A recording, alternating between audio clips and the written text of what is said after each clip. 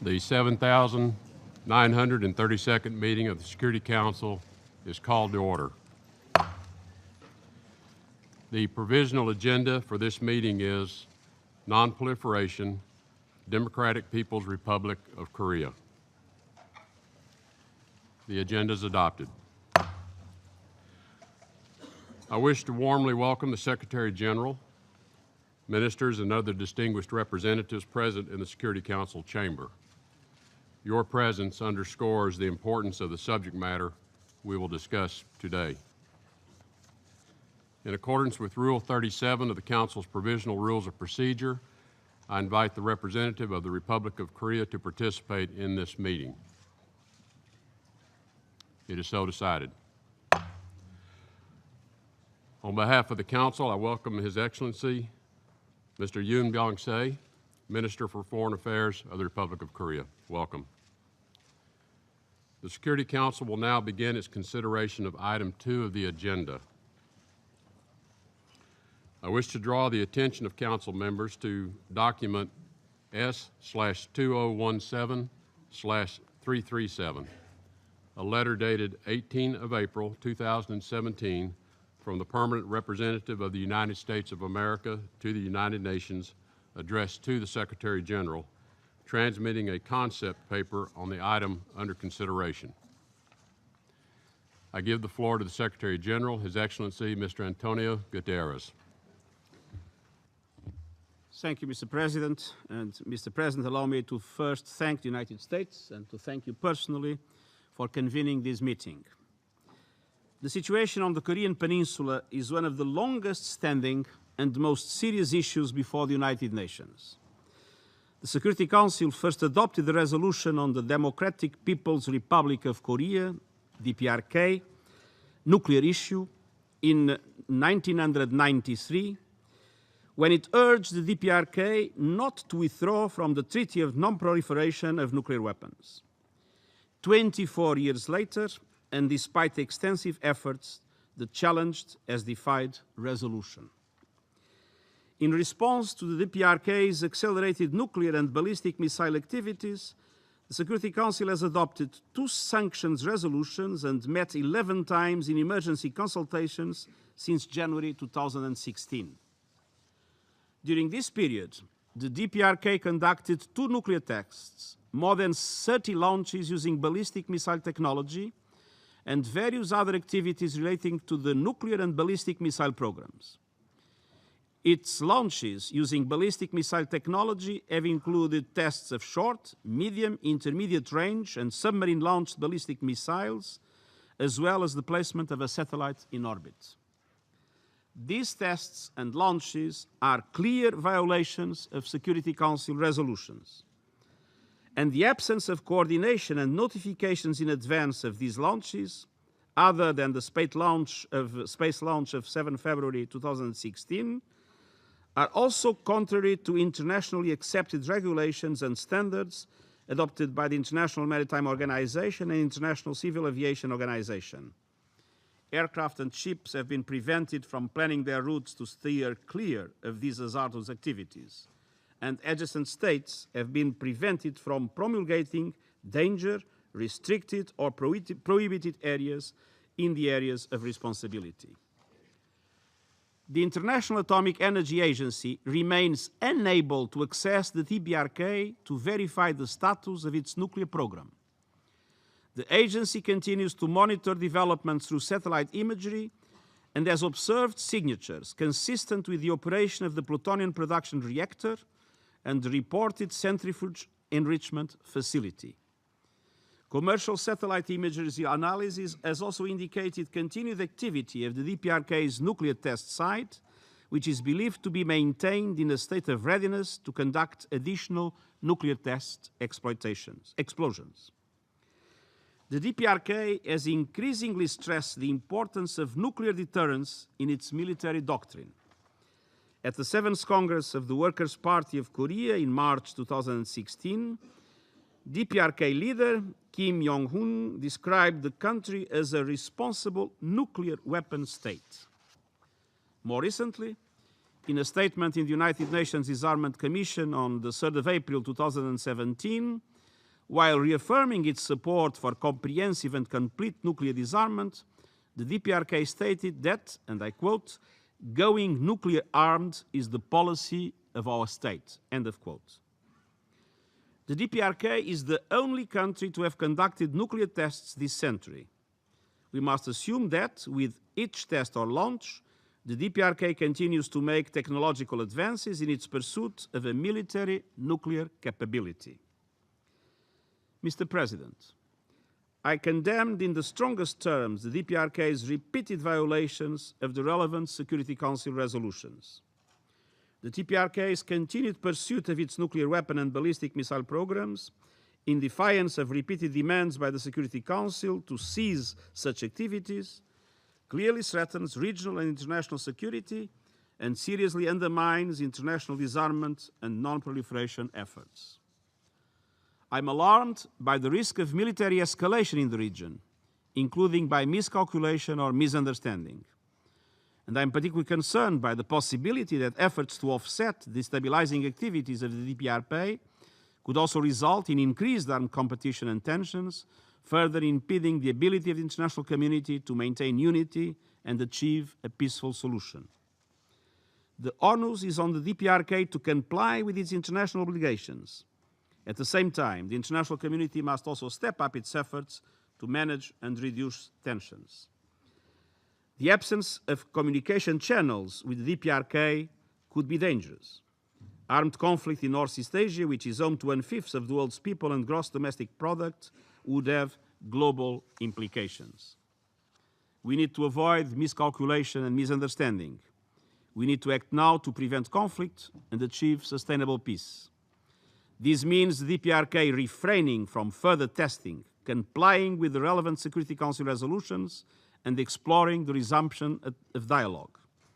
And this means reopening and strengthening communication channels, particularly military, to lower the risk of miscalculation or misunderstanding.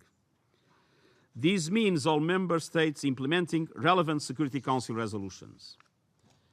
I've taken note of the Security Council's commitment to a peaceful diplomatic and political solution to the situation, of efforts by Council members as well as other states to facilitate a peaceful and comprehensive solution through dialogue, and of the importance the Council has placed on working to reduce tensions. The Council has important tools at its disposal, from targeted sanctions to communication channels. As Secretary General, I committed to seeking peaceful and political solutions. I stand ready to assist in any way possible, but I would welcome guidance and assistance from the Security Council in this regard. Mr. President, I welcome the Council's understanding of the importance of the humanitarian imperatives of the present situation. On the 21st of March, we released the latest DPRK needs and priorities document. For this year, 13 United Nations agencies and international NGOs operating in the DPRK are calling for 114 million to meet the urgent needs of 13 million, especially vulnerable people, half of the country's population. The people of the DPRK need our generosity and help. I also call on the DPRK authorities to engage with United Nations human rights mechanisms and with the international community to address the grave human rights situation and improve the living conditions of its people. I therefore welcome the visit by the United Nations Special Rapporteur on the rights of persons with disabilities to the DPRK next week. As we discussed in this chamber on the 18th of April, improvement in human rights will not only protect the livelihoods and dignify the people in the DPRK, but also promote long-term security and stability in the region and beyond. I would like to conclude by underlining our collective priority for conflict prevention. We must remain committed to pursuing peaceful and diplomatic paths for a peaceful and denuclearized Korean Peninsula. Thank you very much. Thank you, Secretary General, for that most helpful briefing. I shall now make a statement in my capacity as Secretary of State of the United States. And I thank you for the opportunity to address the Security Council. According to UN Security Council Resolution 2321, a stated objective of this Council is North Korea's abandonment of its nuclear weapons and ballistic missile programs. For the past 20 years, well-intentioned diplomatic efforts to halt these programs have failed. It is only by first dismantling them that there can be peace, stability, and economic prosperity for all of Northeast Asia. With each successive detonation and missile test, North Korea pushes Northeast Asia and the world closer to instability and broader conflict. The threat of a North Korean nuclear attack on Seoul or Tokyo is real, and it is likely only a matter of time before North Korea develops the capability to strike the U.S. mainland. Indeed, the DPRK has repeatedly claimed it plans to conduct such a strike. Given that rhetoric, the United States cannot idly stand by, nor can other members of this Council who are within striking distance of North Korean missiles. Having for years displayed a pattern of behavior that defies multiple UN Security Council resolutions, including 2321 and 2270, and erodes global progress on nuclear non-proliferation, there's no reason to think that North Korea will change its behavior under the current multilateral sanctions framework. For too long, the international community has been reactive in addressing North Korea. Those days must come to an end. Failing to act now on the most pressing security issue in the world may bring catastrophic consequences. We have said this before, and it bears repeating. The policy of strategic patience is over. Additional patience will only mean acceptance of a nuclear North Korea. The more we bide our time, the sooner we will run out of it. In light of the growing threat, the time has come for all of us to put new pressure on North Korea to abandon its dangerous path. I urge this Council to act before North Korea does. We must work together to adopt a new approach and impose increased diplomatic and economic pressures on the North Korean regime. The new campaign the United States is embarking on is driven by our own national security considerations, and it is welcomed by many nations who are concerned for their own security and question why North Korea clings to nuclear capabilities for which it has no need. Our goal is not regime change, nor do we desire to threaten the North Korean people or destabilize the Asia-Pacific region. Over the years, we have withdrawn our own nuclear weapons from South Korea and offered aid to North Korea as proof of our intent to de-escalate the situation and normalize relations. Since 1995, the United States has provided over $1.3 billion in aid to North Korea, and we look forward to resuming our contributions once the DPRK begins to dismantle its nuclear weapons and missile technology programs. The DPRK, for its own sake, must dismantle its nuclear missile programs if it wants to achieve the security, economic development, and international recognition that it seeks. North Korea must understand that respect will never follow recklessness. North Korea must take concrete steps to reduce the threat that its illegal weapons programs pose to the United States and our allies before we can even consider talks. I propose all nations take these three actions beginning today. First, we call on UN member states to fully implement the commitments they have made regarding North Korea. This includes all measures required in Resolutions 2321 and 2270. Those nations which have not fully enforced these resolutions fully discredit this body. Second, we call on countries to suspend or downgrade diplomatic relations with North Korea. North Korea exploits its diplomatic privileges to fund its illicit nuclear and missile technology programs, and constraining its diplomatic activity will cut off a flow of needed resources. In light of North Korea's recent actions, normal relations with the DPRK are simply not acceptable. Third, we must increase North Korea's financial isolation. We must levy new sanctions on DPRK entities and individuals supporting its weapons and missile programs and tighten those that are already in place. The United States also would much prefer countries and people in question to own up to their lapses and correct their behavior themselves. but we will not hesitate to sanction third country entities and individuals supporting the DPRK's illegal activities. We must bring maximum economic pressure by severing trade relationships that directly fund the DPRK's nuclear and missile program. I call on the international community to suspend the flow of North Korean guest workers and to impose bans on North Korean imports, especially coal. We must all do our share, but China, accounting for 90% of North Korean trade, China alone has economic leverage over Pyongyang that is unique, and its role is therefore particularly important. The U.S. and China have held very productive exchanges on this issue, and we look forward to further actions that build on what China has already done. Lastly, as we have said before, all options for responding to future provocation must remain on the table. Diplomatic and financial levers of power will be backed up by a willingness to counteract North Korean aggression with military action, if necessary. We much prefer a negotiated solution to this problem, but we are committed to defending ourselves and our allies against North Korean aggression. This new pressure campaign will be swiftly implemented and painful to North Korean interest. I realize some nations for which a relationship with North Korea has been in some ways a net positive may be disinclined to implement the measures of pressure on North Korea. But the catastrophic effects of a North Korean nuclear strike outweigh any economic benefits.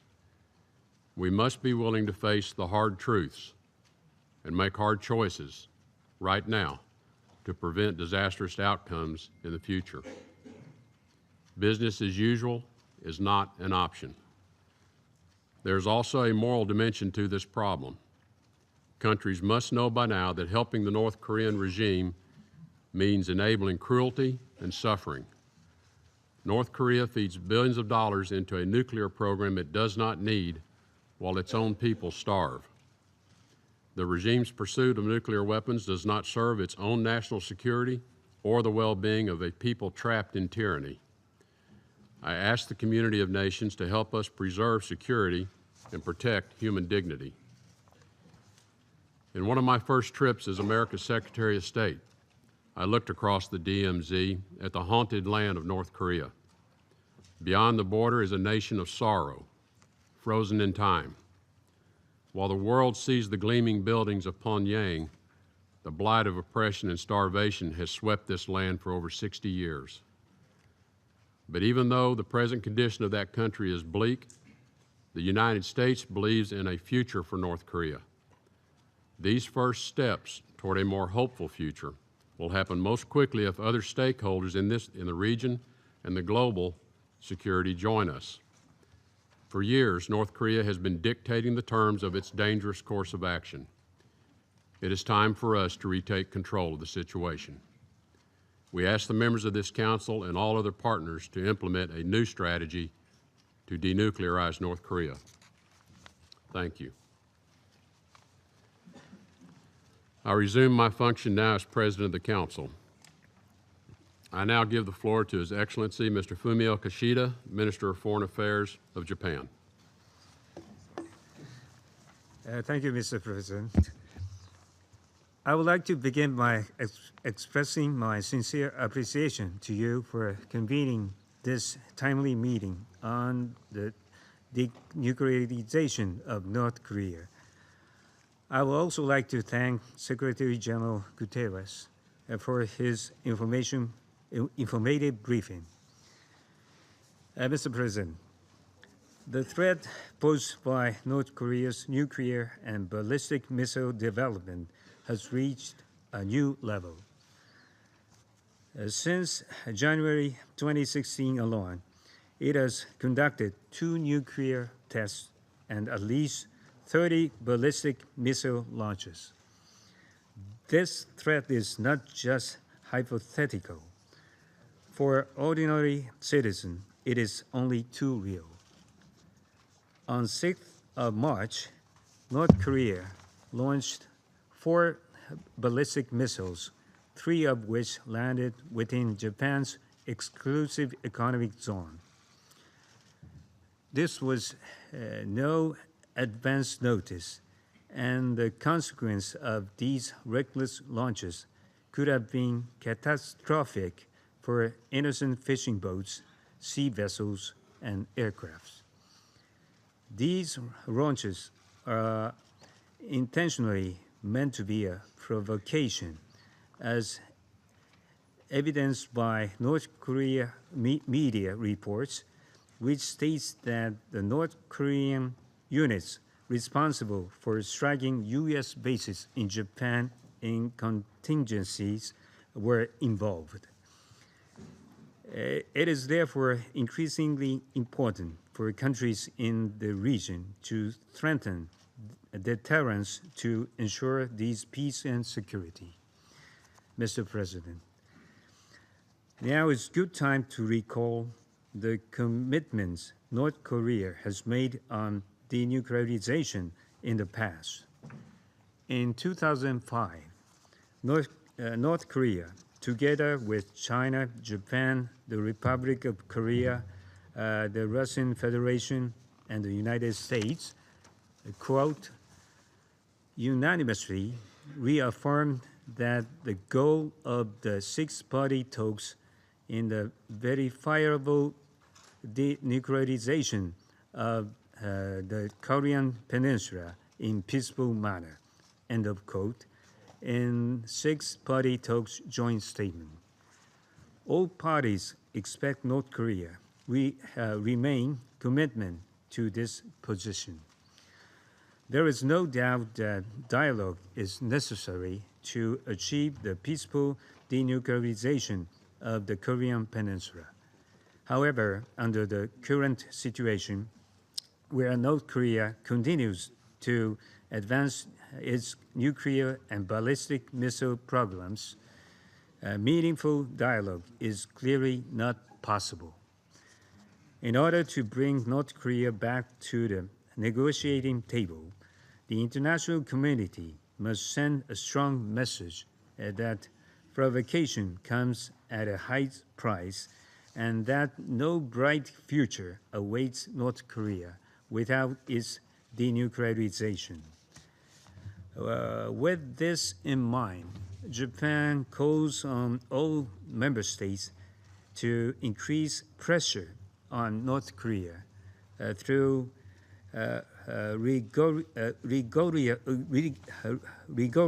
rigorous and thorough implementation of relevant Security Council resolutions. Japan has been implementing additional measures against North Korea, which go beyond the obligations under the Security Council resolutions to severely restrict the flow of people, goods, and funds, including the total ban of exports and imports. Japan has also actively assisted capacity building for ASEAN countries in order to enhance the effectiveness of the Security Council resolution. No state should allow itself to become a loophole in the North Korea sanctions regime.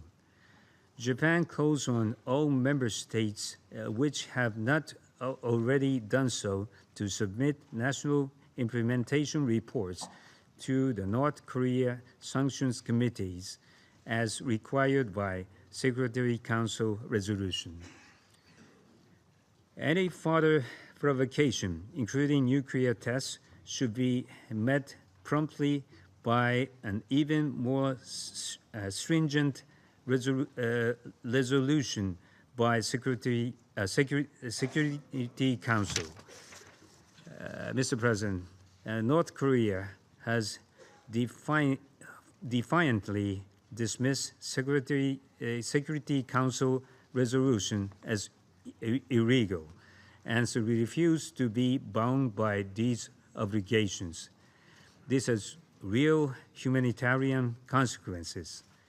The regime's pursuit of nuclear weapons and ballistic missile development comes at the expense of the welfare and basic needs of the people in North Korea. These people include international abductees. In the past, North Korean agents infiltrated Japan and abducted a number of Japanese citizens, including a girl as young as 13 years old. Abductees' futures have been stolen and their families torn apart. Japan attaches the utmost importance to the abductions issue, which undermines the sovereignty of Japan and casts fear over the lives of our citizens. Victims of abduction are not limited to Japanese citizens. This is a universal issue facing the international community and a violation of fundamental human rights. In urging North Korea to take concrete action on this issue, Japan asks for the international community's support and understanding. Mr. President, regrettably, the possibility of further provocations by North Korea is high. The Council must send a clear message that such actions will only lead to more rigorous responses from international community. Japan strongly urged North Korea to demonstrate its seriousness as well as concrete actions on denuclearization. Japan looks forward to continuing to work closely with all of our colleagues here today on this matter. I thank you, Mr. President. I thank His Excellency Mr. Kishida for his statement. I now give the floor to His Excellency Mr. Mankour Ndai, Minister of Foreign Affairs and Senegalese abroad of Senegal. Merci bien, Monsieur le Secrétaire. Thank you, Secretary of State, President of the Security Council, Secretary General of the United Nations, colleagues, ambassadors, ladies and gentlemen. First of all, Mr. President, I would like to thank you for having taken the initiative to organize this debate on the important issue of nuclear non-proliferation. I would also like to thank Mr. Antonio Guterres, Secretary General of the United Nations, whose statement has made it possible to enlighten our work and to enrich our discussion. Sir, the question of nuclear disarmament is among the global priorities, as we see in the first resolution adopted in January 1946 of the United Nations General Assembly, which aimed to eradicate all atomic bombs. Convinced of the risk that it poses due to the risk for humankind, our country has always argued in favor of the total eradication of nuclear activities for military purposes, and not only its simple reduction. Indeed, the total eradication is the only way of preserving the world and protecting it from the devastation that would stem from the use of nuclear weapons. Only this would be in a position to guarantee the survival of our planet and to assure the future of present and future generations, allowing them not to live with the fear of an explosion of an atomic bomb, but rather in a world free from the specter of thermonuclear disaster. Along with these clearly identified threats, sir, we can add as well the increase in the risk of proliferation linked to non-state actors due to the rise of terrorism, as well as the new danger posed by the wrongful use of rapid progress in science, technology, and international trade. It's in the light of all these challenges that my country has condemned with the greatest firmness the nuclear tests carried out by the DPRK in January 2016, as well as the different ballistic missile launches, which are serious violations of that country's international obligations under resolutions 1718 of 2006, 1874 of 2009, 2087 of 2013, 2094 of 2013, 2270 of 2016, and 2321 of the Security Council. These actions clearly reveal the pursuit by DPRK of its programs in the area of nuclear weapons and missile production, and its determination to acquire a nuclear force. This is not only a threat for the population on the peninsula and in the region, but also a grave violation of the non-proliferation regime. Senegal urgently calls upon the DPRK to respect its international obligations. Mr. President, in 2016, the Security Council adopted unanimously two resolutions, 2270 of the 2nd of March and 2321 of the 30th of November, substantially strengthening the sanctions already in effect against Pyongyang. However, we are forced to acknowledge that these measures, along with those imposed unilaterally by certain countries, have not always managed to make the country come back to its senses and to abandon its nuclear military ambition. In actual fact, all of these sanctions have not prevented the gradual enhancement and expansion of the nuclear capabilities as well as ballistic missiles in North Korea, which continues to flagrantly violate the resolutions and the repeated requests of the Security Council. Indeed, Senegal has ratified the main instruments that lie at the basis of the non-proliferation regime, and we also respect the obligations of states stemming from Resolution 1540 of the Security Council, and today we're celebrating its 13th anniversary. Similarly, Senegal presented its report on the implementation of the provisions of resolutions 1718, 1874, and 2094 and 2270. My country is currently finalizing its report on resolution 2321, which we will send to the chairman of the 1718 committee. Sir, today it's important to stress that North Korea respects its obligations. And once again, Mr. Chairman, before concluding my statement, I'd like to say how deeply grateful we are for your commitment and that of your country to contribute through dialogue and through diplomatic consultation, to contribute to the search for a negotiated political solution to the crises which disrupt the course of world affairs. My country and its President, President Macky Sall, welcome your efforts and your commitment to together find the historic commitment which is necessary to put an end to the serious threat posed by the actions of the DPRK. Thank you very much for your kind attention. I thank His Excellency Mr. Ndai for his statement. I now give the floor to His Excellency Mr. Yang Yi, Minister of Foreign Affairs.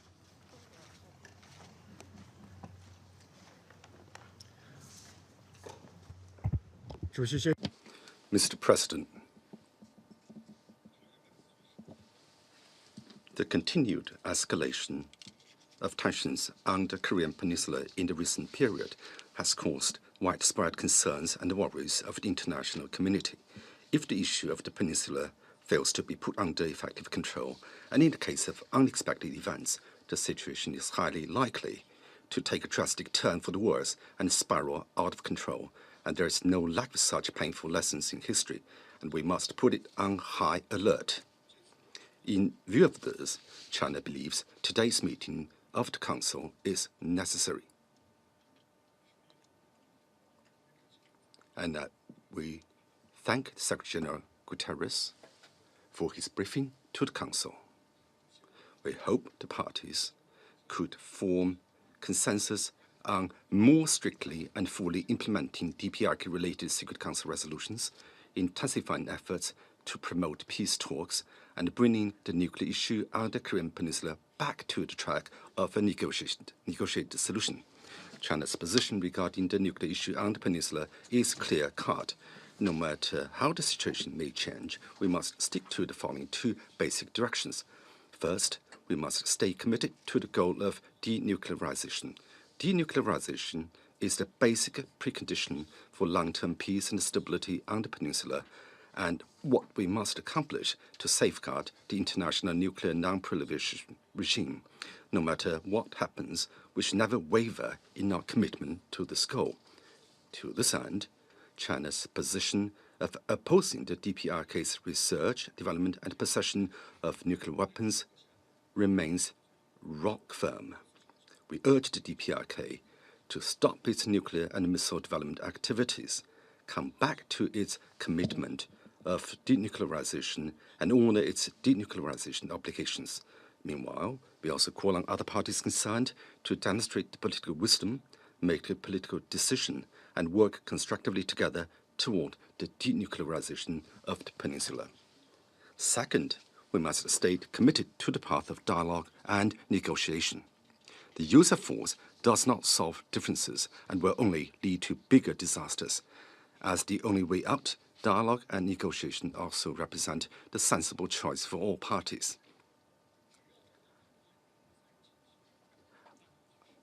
Our past experience of resolving the nuclear issue on the peninsula shows that whenever dialogue and negotiation were going, the situation on the peninsula would maintain basic stability, and efforts towards denuclearization could make progress. During the 5 years between 2003 and 2007, when the parties were engaged in dialogue and negotiation, 3 joint documents were adopted.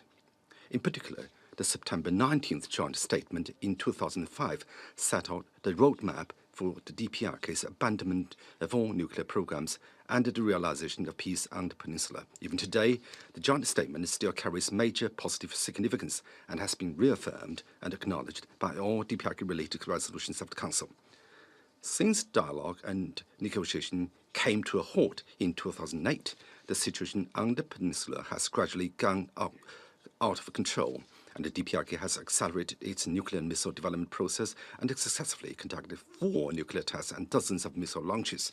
Therefore, we hope all parties could dedicate greater efforts to seeking a political settlement through dialogue and consultation as required by the Security Council resolutions. Mr. President, China is not a focal point of the problem on the peninsula, and the key to solving the nuclear issue on the peninsula does not lie in the hands of the Chinese side. That said, as a close neighbor to the peninsula and with a responsible attitude for peace and stability on the peninsula and in the region, China has over the years made unremitting efforts and played a unique role in promoting a negotiated solution of the issue. It is through China's efforts and the support of all parties that the 3-party talks on the peninsula nuclear issue was expanded to 6-party talks. Under the current circumstances, China is still prepared to work with all parties to make new contribution to the resolution of the nuclear issue on the peninsula. In view of the recent developments on the peninsula, China has put forward the proposal of suspension for suspension, which builds on the dual-track approach we proposed earlier. The dual-track approach aims to promote parallel progress in the denuclearization of the peninsula and the establishment of a peace mechanism on the peninsula in a synchronized and reciprocal manner, ultimately achieving both goals together. The suspension for suspension proposal, which calls for the suspension of nuclear and missile activities by the DPRK and the suspension of large-scale military exercises by the US and the ROK, seeks to bring the 2 sides back to the negotiation table, thus initiating the first step of the dual-track approach, or rather the initial stage of this program. China's above-mentioned proposals have taken into consideration both the short-term and long-term goals and made them complementary to each other. While they are designed to address the most pressing concerns of the parties, they also pave the way towards denuclearization. They are consistent with the requirement of the Council resolutions and the fundamental interests of all parties, including the US and the DPRK. The proposals are objective, impartial, reasonable, and practical, and are gaining understanding and support from more and more countries. Of course, we also know that some countries may still have doubts of sorts. The point I want to make is the most urgent task now is to stop the DPRK's nuclear and missile development. To achieve this, it is necessary to put aside the debate over who should take the first step and stop arguing who is right and who is wrong. Rather, we should start from the low-hanging fruits, remove the flashpoints endangering peace on the peninsula, and create conditions for stability in the region. I also want to stress here that the state of affairs of the peninsula issue is not caused by any single party, nor is it realistic to ask any party alone to take up all the responsibilities for resolving the issue. As President Xi Jinping said, only with all relevant parties shouldering their due responsibilities and meeting each other halfway will there be an early solution to the nuclear issue on the peninsula. We call upon all parties, especially those directly concerned on the issue, namely the DPRK and the US, to demonstrate sincerity for dialogue and restart the dialogue process. We also look to the Council to build further consensus and speak with a more united voice. In the meantime, China will be open to all useful proposals from the parties. All ideas conducive to resuming dialogue and negotiation, achieving denuclearization, and maintaining peace and stability on the peninsula can be explored in our discussion. Colleagues, as we meet for this special session, China calls upon all parties to make concerted efforts to address two urgent tasks. First, cooling down temperature on the peninsula as quickly as possible. Given the grave situation on the peninsula, China strongly urges all parties to remain calm and exercise restraint and avoid provocative rhetorics or actions that would lead to miscalculation. What I want to stress is that there is and should be no double standard on this issue. While we demand the DPRK to observe the Council's resolutions and stop advancing its nuclear and missile development, we also demand the US, the ROK, and other parties to refrain from conducting or even expanding military exercises and development against the DPRK. Second, all parties should comprehensively appreciate and fully implement DPRK-related Security Council resolutions. In addition to introducing sanctions under DPRK, the resolutions adopted to date also ask for the resumption of the six-party talks, avoidance of escalating tensions, and a commitment to dialogue. In other words, imposing sanctions and promoting talks are both efforts to implement these Council resolutions. We cannot choose one over the other. We'll only implement what we see fit. As a response to the accelerated progress of DPRK's nuclear and missile development, the international community needs to step up non-proliferation efforts. Meanwhile, to prevent the escalation of tension on the peninsula, it is also necessary for parties to step up the efforts of promoting peace talks. These two stepping ups can help promote a peaceful settlement of the nuclear issue on the peninsula.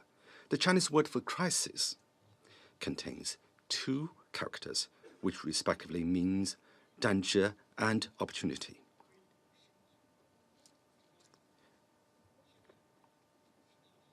It shows that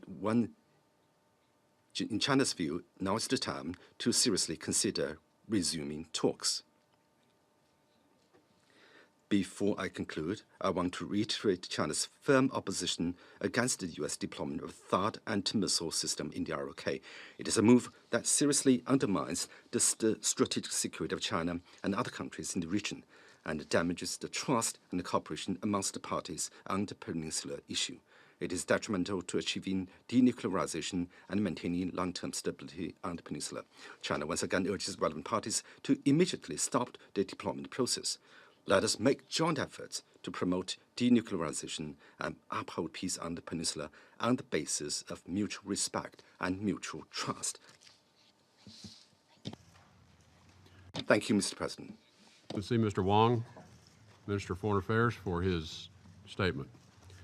I now give the floor to His Excellency Mr. Boris Johnson, Secretary of State for Foreign and Commonwealth Affairs of the United Kingdom. Thank you, Mr. President. The United Nations Charter defines the supreme task of this Council as the maintenance of peace and international security. There could hardly be a clearer threat to world peace, more demanding of a unified response than the activities of one member of the United Nations, North Korea, breaking its treaty obligations, ignoring the will of this Council, and making blood-curdling threats to inflict grievous harm on peoples of other countries.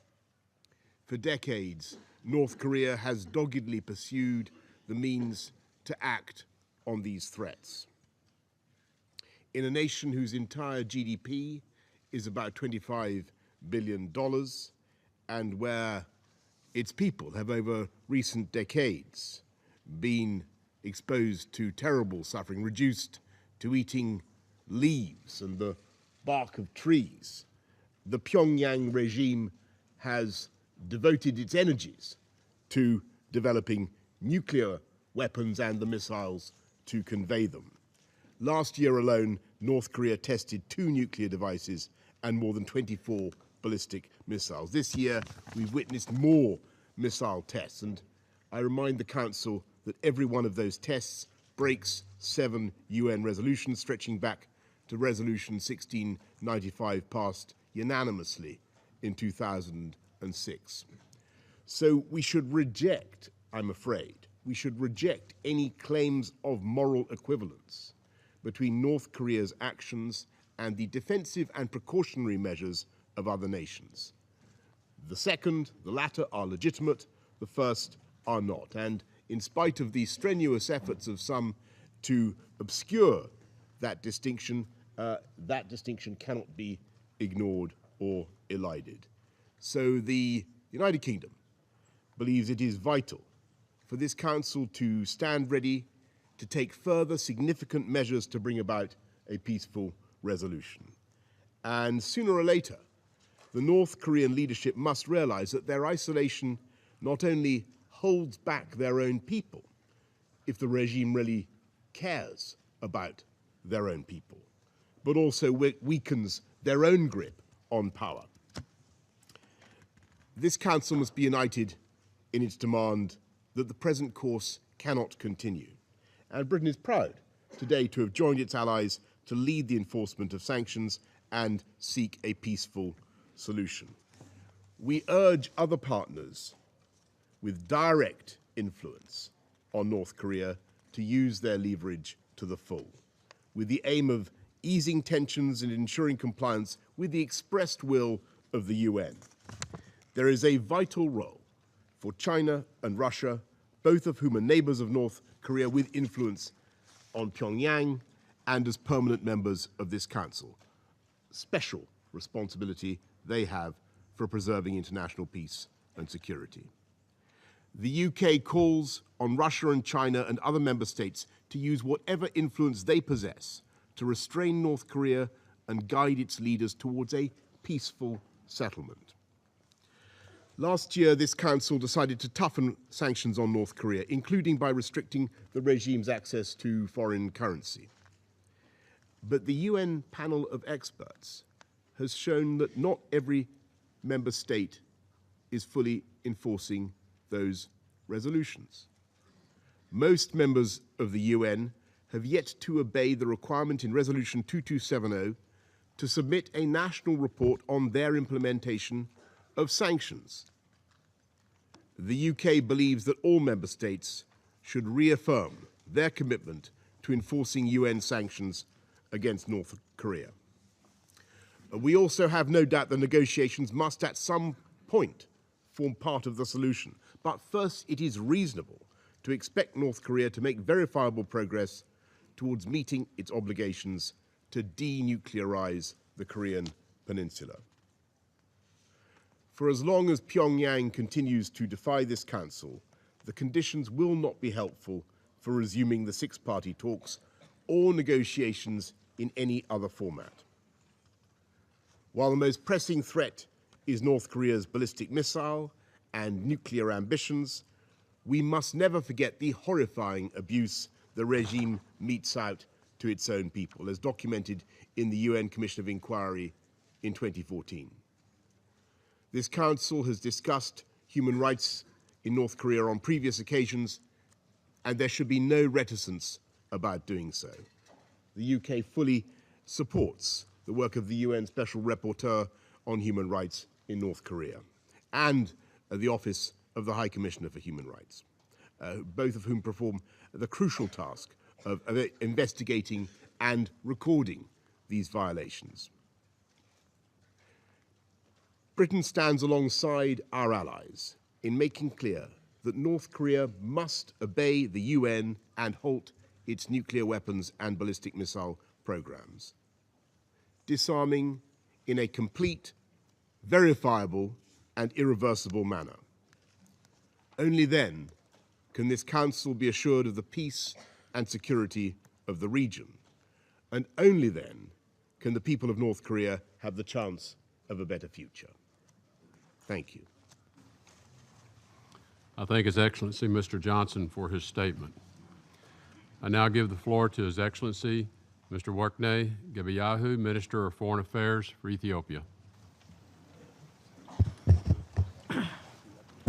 Thank you, Mr. President. Mr. President, we thank the U.S. Presidency for organizing this high-level briefing session on an issue which has serious implications for regional and international peace and security. We express appreciation to you, Mr. Secretary, for presiding over this important meeting. We also thank the Secretary General for his useful briefing. We are indeed deeply concerned by the extremely tense situation prevailing in the Korean Peninsula. No stone should be left unturned to de-escalate the situation. There is a real danger that it could get out of hand. This should never be allowed to happen and for the situation to spiral out of control. Mr. President, the activities of the DPRK is no doubt extremely dangerous. Ethiopia joins other members in once again reiterating its strong condemnation of the latest launches of ballistic missiles by the DPRK in violation of the numerous resolutions adopted by the Council. We need to find a lasting and comprehensive political and diplomatic solution to this long-standing issue through dialogue has never been more urgent than today. In this regard, DPRK's return to its international commitments on denuclearization and its full compliance with the relevant resolutions of the Security Council is indeed indispensable. This no doubt would pave the way for a peaceful and comprehensive solution through dialogue. The DPRK has responsibility to do this. In the meantime, it is important to reduce the tension in the Korean Peninsula to ensure that matters would not go out of hand by accident. But the DPRK has to use the opportunity to avert what otherwise could be a slide into war from which no one would benefit. Mr. President, the full implementation by member states of the relevant Security Council resolution on the DPRK is also necessary. We believe the recent outreach activity by the chair of the 1718 committee with different regional groups will contribute in the implementation of the sanctions regime against the DPRK. We, on our part, have taken all necessary measures to ensure that Ethiopia is in full compliance with all that is called for by the relevant Council resolutions imposing sanctions on the DPRK. We will continue to do so to meet our obligation in this regard.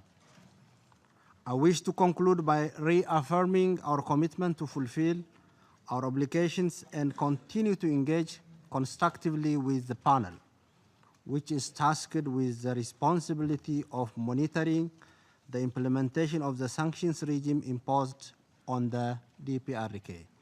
We look forward to the restoration of reliable peace and security in the Korean Peninsula. We all need that. I thank you. I thank His Excellency Mr. Gebeyahu for his statement. I now give the floor to His Excellency Mr. Kairat Akhragnamov, Minister for Foreign Affairs, Kazakhstan. Mr. President, distinguished excellencies and colleagues, I would like to thank His Excellency Secretary of State Tillerson for convening this debate on DPRK, a topic that unfortunately becomes highly relevant in the light of recent events. For Kazakhstan, its nation and leadership, nuclear disarmament, non-proliferation, and nuclear security have been the essential priorities of our national policy since our independence.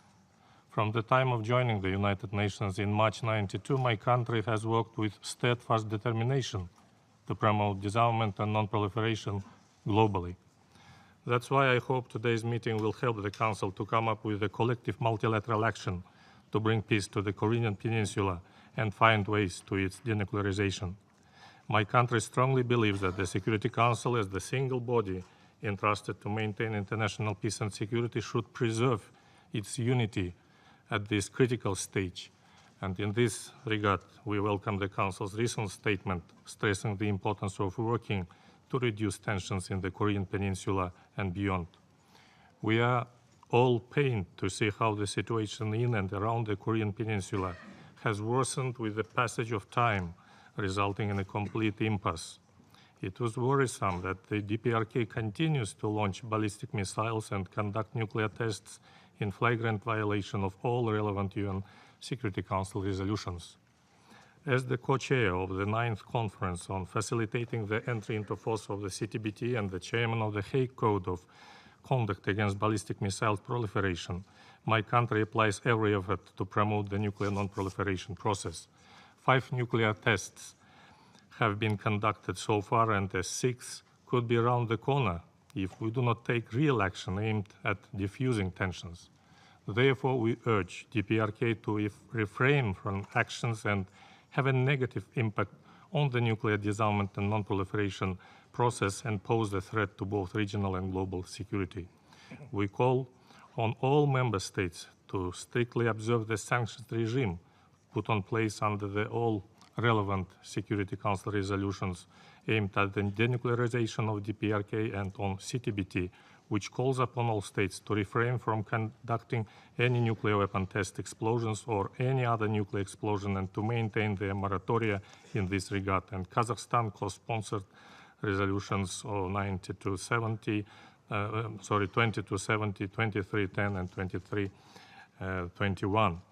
The denuclearization of the Korean Peninsula is a key element in preserving broader security across Asia and Central Asia. Possession of nuclear arms by the North Korean regime will create a precedent that will undoubtedly lead to an escalation of the regional arms race, and given the temptation, might naturally cause further proliferation to balance DPRK's nuclear threat.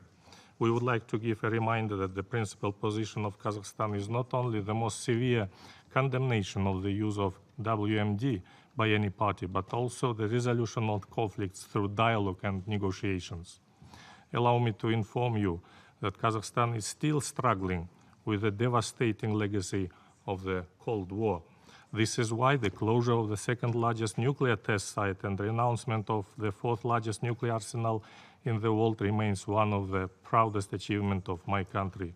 Soon, together with our co-sponsors, we are going to launch first ever IAEA low-enriched uranium bank in Kazakhstan. As a non-permanent member of this august body, we bring the same passionate commitment to nuclear non-proliferation as one of our firm principles, goals, and priorities of our work as envisioned by my President Nursultan Nazarbayev of Kazakhstan in his address at the 70th session of UN General Assembly and his manifesto, The World, the 21st Century.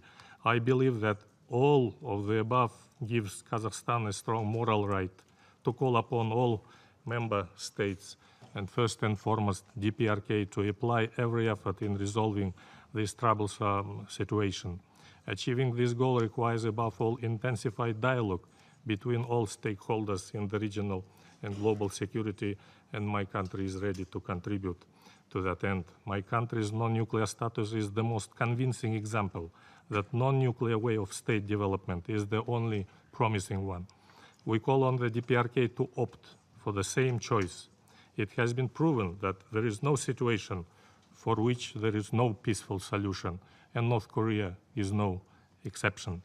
As an example, in 2013, Kazakhstan's status as a trusted mediator allowed to facilitate the talks on Iranian nuclear program, which consequently contributed to the resumption of negotiations of the P5+1 and Iran.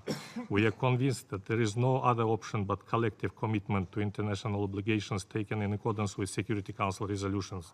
Kazakhstan believes that this is the right time and is ready to work with all member states toward eliminating the nuclear threat for the sake of our world. Complete nuclear disarmament and the abandonment of the DPRK's nuclear ambitions could be ensured by truce backed by permanent members of the Security Council, ensuring the political and military stability on the peninsula. Close engagement with the Asia-Pacific community will bring DPRK significant benefits for choosing the path of peaceful coexistence. Such approach, combined with a comprehensive and holistic regional strategy, will ensure stability for the country, peninsula, and the wider sub-region. We call upon all parties, all relevant stakeholders, and all member states to take balanced and thoughtful actions that would not lead to irreversible consequences. We call on all parties concerned to refrain from actions that could increase the risks of a military escalation and further tensions in the region. I thank you. I thank His Excellency Mr. Agramanov for his statement.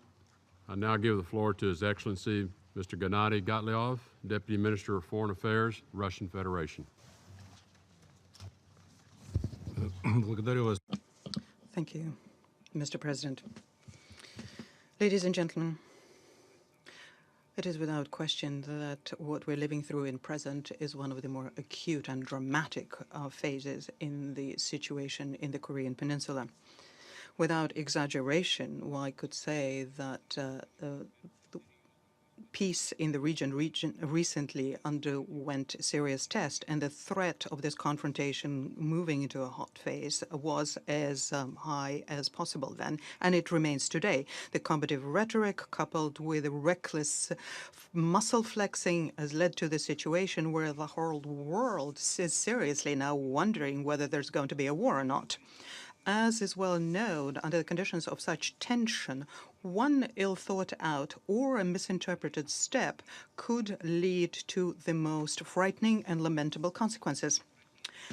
In Russia, we are viewing the dangerous development of the situation in the region with alarm. We are ourselves part of the region. Of course, we are united in condemning the provocative nuclear missile activity by Pyongyang. In the past year and a half, it has taken on a very dangerous dynamic. We do understand very well the feelings of our neighbors when another rocket with a missile without a notification is being launched from North Korea territory, and therefore subjects the lives of people and sea and aviation transport to dangerous risks. We do not accept this activity by DPRK, and this is confirmed by our support to sanctioned resolutions issued by Security Council, namely Resolutions 2217, 2321. We call upon the North Korean authorities to end their banned programs and return to the non-proliferation regime and the IAEA verification. At the same time, everyone should be clear that the DPRK will probably not give up on the nuclear weapons for as long as they understand there's a direct threat to their security. And that is exactly how the North Koreans view the regular, large-scale maneuvers and exercises by the United States and their neighbors in the region. And that's how they view the American Navy squadron into the region this month. An additional destabilizing factor in the region is what was passed in Washington and Seoul last year. And this was done in the line of the wrong logic of creating a global anti-missile defense. The decision was to place on the territory of the Republic of Korea elements of the American anti-missile defense system, THAAD. We have said on many occasions that this step, to put it mildly, will not be viewed with enthusiasm by Pyongyang, but it also undermines the existing military balance in the region and therefore brings into question the security of neighboring states. We're not the only ones who view this in a very negative way.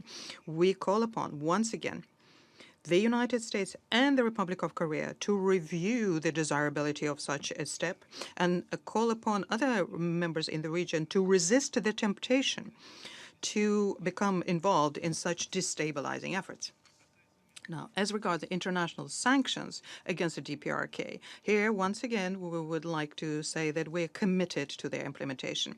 At the same time, such measures should not become a goal in itself. They should rather be an instrument helping to involve this country in constructive negotiations on existing issues. Resolving the nuclear issue of the Korean Peninsula through sanctions and pressure on Pyongyang alone is not possible. Sanctions should not be used to either economically suffocate the DPRK, nor should they be used to worsen the humanitarian situation in the country. This particularly applies to the illegitimate, one-sided, unilateral restrictions which hit civilian sectors which are not related to the missile nuclear programs of the country. Such sanctions are the reasons for a serious deterioration of the living conditions of the North Koreans. And by the way, this is something that that we have the most recent report of the Office of the Coordination for Humanitarian Affairs. They are justifiably very alarmed by this. Let us also accept that basically the humanitarian exemptions provided for in the sanctions regimes of the Council do not work. Because of the ban on correspondent relations with the DPRK, because of that, it has become impossible to purchase goods and foodstuffs abroad necessary for the economy. Because of the way the banking system in DPRK works, it is very difficult to obtain funding for those UN humanitarian agencies which are still yet working in the country. Because it's not possible to replenish their foreign currency reserves because of existing restrictions, because of that, Pyongyang could find itself in a situation where physically impossible for them to give to the UN those funds which are to be channeled to them with the permission of the committee on this banking issue. Yet another point is the situation as regards the diplomatic missions in Pyongyang. We should not allow a situation wherein they continue to find it difficult to work, and this is because of the restrictions placed on the country. We have raised this issue on many an occasion at meetings of the Sanctions Committee, but because there is an obstructionist position taken by individual members, the situation haven't budged an inch. Madam President, Mr. President, of course, the DPRK is conducting itself in an appropriate way. It refuses to abide by the laws of the international community, which we have contained in the Security Council resolutions. At the same time, options of using force are completely unacceptable and can lead to catastrophic consequences to the Korean Peninsula and to the region of Northeast Asia as a whole. Our choice should be in favor of using our diplomatic tools to the maximum extent possible. In current conditions, all countries and parties involved should display calm and restraint and not undertake steps which could lead to the escalation of tension. We need to view the settlement of the situation in the context of the whole gamut of issues amongst parties and thus create the conditions to denuclearize the DPRK. And this is impossible without normalizing the general military and political situation, without refusing to build up on military infrastructure, without scaling down the maneuvers, without building trust among states in the region. We are convinced that there is no alternative to the political settlement of the nuclear issue of the Korean Peninsula on the basis of the joint statement issued by the participants of the six-party talks dated 19th September 2005. The Chinese proposal are in the same vein when they talk about a suspension for suspension, and parallel moves. These ideas merit serious attention as they could be a starting point for us to get out of the current impasse and renew the negotiating process. We need to find channels of communication with the DPRK leadership and lead them to a substantive dialogue on nuclear and missile issues. As recent events have shown, under no circumstances can we allow the situation in the region to develop on its own. And as the saying goes, even poor peace is better than a good row. And in this regard, we are ready for closer cooperation with all partners in order to, as quickly as possible, resolve the nuclear and other issues in the Korea Peninsula through the only means possible, namely political and diplomatic means, through mutually respectful dialogue and mutual taking into account of interests and concerns. Thank you. I thank His Excellency Mr. Gottlieb for his statement. I now give the floor to Her Excellency Ms. Annika Suder, Deputy Minister for Foreign Affairs of Sweden. Thank you, Mr. President. First, let me express my gratitude to you and the United States Presidency of the Security Council for convening this very timely and important meeting. And I do thank the Secretary General for his briefing. The situation on the Korean Peninsula, particularly the DPRK's pursuit of nuclear weapons and ballistic missiles, is of great concern for the region and for our world more broadly. Tensions have risen in recent months, and the potential for mistakes, misunderstandings, and miscalculations is high. For this reason, it is important that this Council seize its opportunity to reflect on how tensions can be reduced and how this Council can facilitate a comprehensive solution to the situation. Mr. President, despite repeated unanimous condemnations by the Security Council and the adoption of a number of UNSC resolutions, leading actually to the most rigorous sanctions regime under the UN system, the DPRK persists in accelerating its nuclear weapons and ballistic missile program. In doing so, the DPRK continues to show blatant disregard for its international obligations, and it continues to threaten international peace and security. Its actions are incompatible with the existing global norm against nuclear testing, embodied in the Comprehensive Nuclear Test Ban Treaty, and they go against non-proliferation work. Therefore, we call on the DPRK to take immediate steps towards a complete, verifiable, and irreversible dismantlement of its nuclear weapons and its missile program. This will help pave the way for peaceful and prosperous development on the Korean Peninsula. In addition, it is clear that there is a need for a regional security arrangement in the medium term to be able to realize this goal in full. Meanwhile, sanctions must be duly implemented to have the desired effect. This is also a matter of credibility for the entire UN system. Yet, the implementation of the sanctions against the DPRK remains insufficient and highly inconsistent, as highlighted in the latest report of the panel of experts to the Sanctions Committee. The recommendations provided by the panel must be followed up, and there is a need for a stronger political commitment by all UN members in this regard. We need additional capacity at all levels to ensure better compliance with the letter and the spirit of the resolutions adopted by this Council. But sanctions alone will not solve the situation on the Korean Peninsula. Now, diplomacy is crucial. Intensified and creative diplomatic efforts are urgently needed to prepare for a peaceful, diplomatic, and comprehensive solution. The press statement in response to the latest ballistic missile launch, that statement confirms the continued commitment of this Council to dialogue. The situation must be approached without prejudice, and we must be prepared to consider both new and previous proposals and agreements. Sweden is ready to do its part to fulfill this goal. Sweden and our embassy in Pyongyang is the protecting power of US interests in DPRK and also for Canada and Australia. We're also a member of the Neutral Nations Supervisory Commission, NNSC, and we, in this context, strongly encourage the DPRK to resume contact and cooperation with that commission at the border station in Panmunjom. This could also contribute to reducing tensions and increase trust and transparency.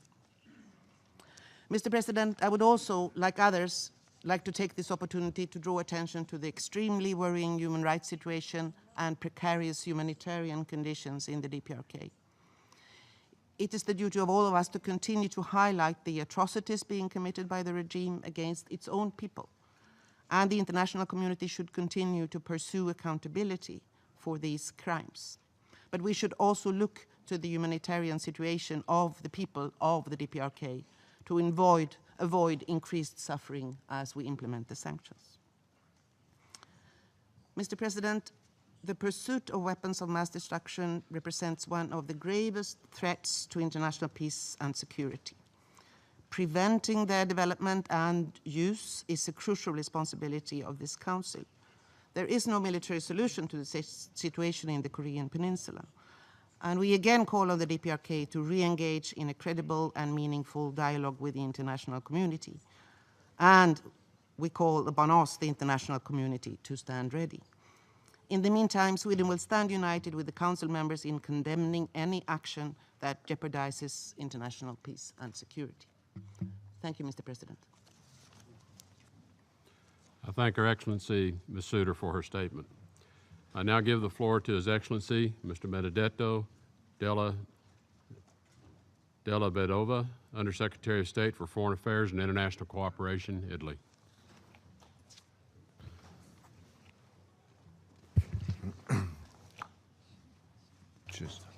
Okay. Thank you, Mr. President.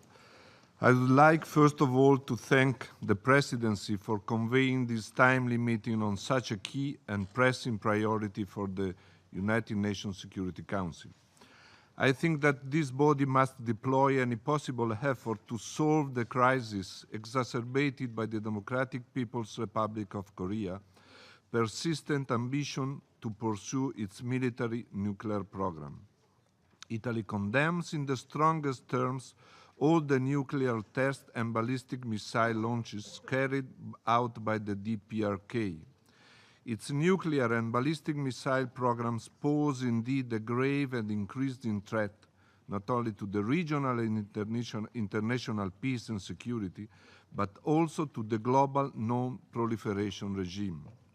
We all share a common sense of urgency, since we rightly presume that, through its tests or launches, the DPRK is making advances in its military nuclear technology and capability. Such progress represents an exceptional level of threat for the international community.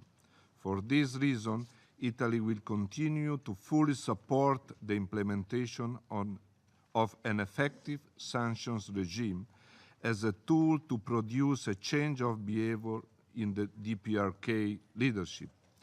We are also ready to reinforce this sanctions regime in case of additional nuclear tests or, if necessary, to reach the objective of a peaceful and comprehensive solution of the issue.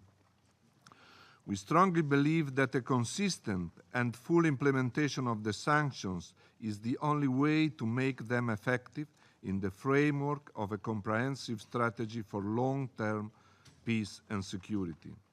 In this regard, let me recall what the panel of experts stated last February, that the implementation of the sanctions regime remains insufficient and highly inconsistent, while, I quote, all member states should reaffirm their commitment to rigorous enforcement of the United Nations sanctions. Sanctions must remain an instrument of a broader strategy, not an end in themselves. Such a regime requires member states' awareness and dedication in good faith. As chair of the 1718 Committee, Italy is committed to help all UN member states to fully implement the relevant UN Security Council resolution, and, in particular, Resolution 2270 and 2321. To this end, an open briefing was held in February, and since March we have been organizing a set of outreach meetings with UN regional groups in cooperation with the panel of experts. 2 meetings with Latin America and Eastern Europe have already taken place. The meeting with the African group will be held on the 1st of May, while those with WEOG and Asian group will take place by the end of May.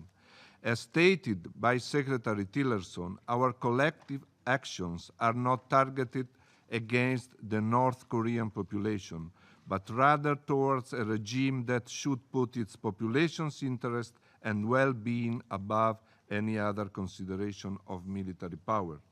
The Security Council resolutions are clear in this respect, and as a chair of the Sanction Committee, we take great care in avoiding any unintended consequences for the civilian population in the country. Mr. President, Italy reaffirms the objective to achieve a diplomatic solution to North Korea's weapons of mass destruction threats. We are convinced that through its nuclear and missile programs, the DPRK will blatantly disregard its international obligations, does not serve its own security goal.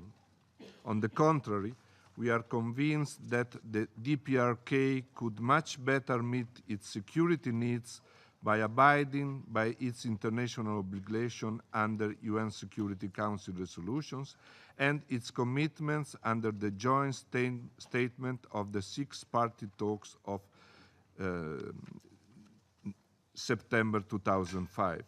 Furthermore, a few weeks from the commencement of the NPT next review cycle, Italy reiterates its demand to the DPRK return at an early date to the NPT and International Atomic Energy Agency safeguards.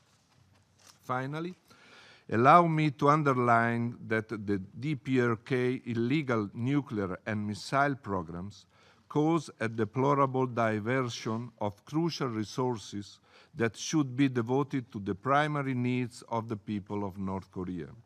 We believe that the DPRK, by immediately repealing its nuclear and ballistic missile programs, would create the conditions for its reintegration in the international community and generate opportunities to improve its economy and the standard of living of its people. Thank you. I thank His Excellency Mr. Della Vedova for his statement. I now give the floor to His Excellency Mr. Yoon Byung-se, Minister of Foreign Affairs of the Republic of Korea.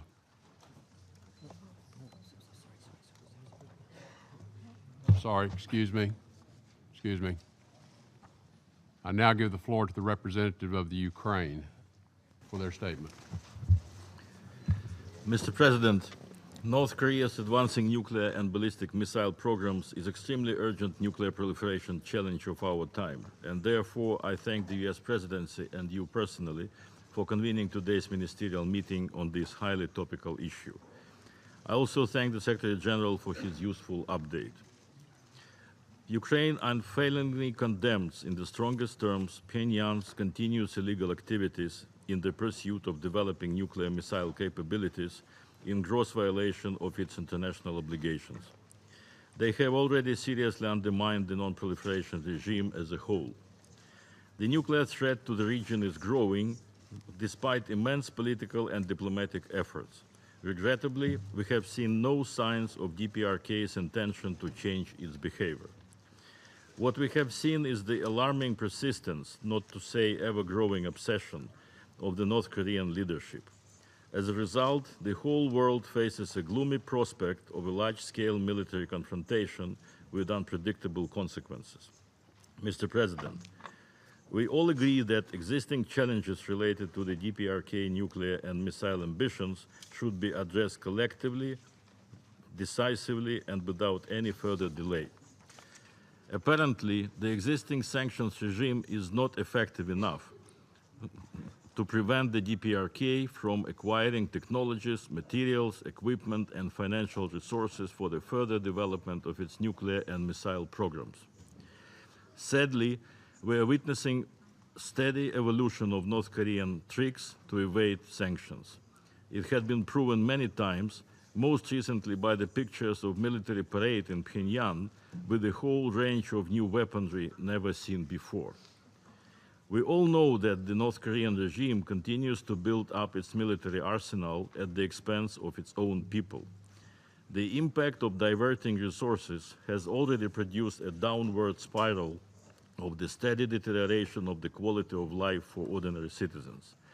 But does the regime care? Absolutely not. Mr. President, Ukraine's stance in this regard has been consistent. The Council should find ways to increase international pressure on the North Korean regime to respond to its reckless, unabated behavior. We do believe that only robust steps by the Council could put an end to the systematic and brutal violations of international law and eradicate the growing nuclear threat in Southeast Asia. We must not allow Pyongyang to continue discrediting the role of the Security Council in the context of global non-proliferation efforts. What could be the ways to effectively curb the North Korean nuclear threat? You clearly outlined them, sir, in your own statement. Undoubtedly, unconditional and faithful compliance with Security Council's resolutions is a key prerequisite to lower the level of the threat in the region and to prevent new provocations. Yet the Council may have to take additional robust measures with a view to compelling the DPRK to abandon its prohibited activities. That includes the development of nuclear weapons, ballistic missiles, and other types of weapons of mass destruction. We need to use every tool and avenue at the disposal of Council members to contribute to de-escalating the current highly volatile situation. Second, we fully share the necessity of further fostering neighboring states' defense capabilities against this threat. In this regard, I wish to reiterate that Ukraine stands firmly by the side of Japan, the Republic of Korea, and as well as other countries which are facing the growing nuclear threat.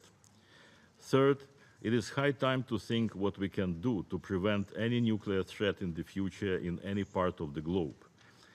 Are we able to assess the whole range of real challenges to the non-proliferation regime to avoid the disaster in the future? The forthcoming non-proliferation treaty review cycle is a suitable platform for this. In this regard, Mr. President, I need to underscore the following.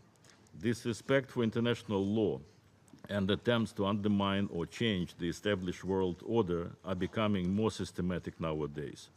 The North Korean actions are a testament to this trend, but not the only one. Erosion of the existing system of international security, continuous breaches and unaddressed violations of international law pose a significant threat to the whole mankind. It is therefore the ultimate responsibility of the Security Council to spare no effort in order to restore respect for those norms, ensure fulfillment of international commitments and obligations, and prevent further violations. As a country that had voluntarily renounced its own nuclear arsenal and has been strictly abiding by its obligations related to non-proliferation of nuclear materials, technologies, and their means of delivery, we are convinced that a world without nuclear weapons should remain a real policy goal for all concerned parties and not a theoretical concept which is sneered at by some. If nuclear powers are serious about nuclear non-proliferation and eventual disarmament, they could strengthen global non-proliferation regime immensely by making nuclear disarmament a success story. Based on Ukraine's experience of confronting aggression from the nuclear state, this aspect is of particular importance to my own country. The brutal violation of the international obligations, including under the 1994 Budapest Memorandum by the permanent member of this Council, who put its signature under the assurances of sovereignty and territorial integrity of Ukraine, contravenes the whole UN-based security system created after World War II. The international community has collective responsibility to restore respect for international law and to find lasting solutions to the most urgent threats to global peace and security. The North Korea issue is a test case for all of us today. Our success in resolving it may open ways to address other pressing problems on the world stage. I thank you. I thank the representative of Ukraine for his statement. I now give the floor to the representative of Uruguay. Thank you very much, Mr. President. Secretary of State, we thank you for taking part in this meeting and for presiding over this meeting. And we'd also like to thank the Secretary General, Antonio Guterres, for his comments. Allow me to express our satisfaction over the fact that the Presidency of the Security Council has organized this open briefing, which is particularly important at a time when the tensions in the Korean Peninsula has reached unprecedented levels. Allow me to recall, Mr. President, that already last year our delegation had requested on more than one occasion the convening of an open briefing of the Security Council in order to deal with this matter, understanding that this type of session, this type of meeting could contribute in some way to raising the level of treatment within this organization of this particular item. I'm pleased that several months later, finally, the Council in an open session is dealing with this situation. Sir, Uruguay is a state that does not possess nuclear weapons.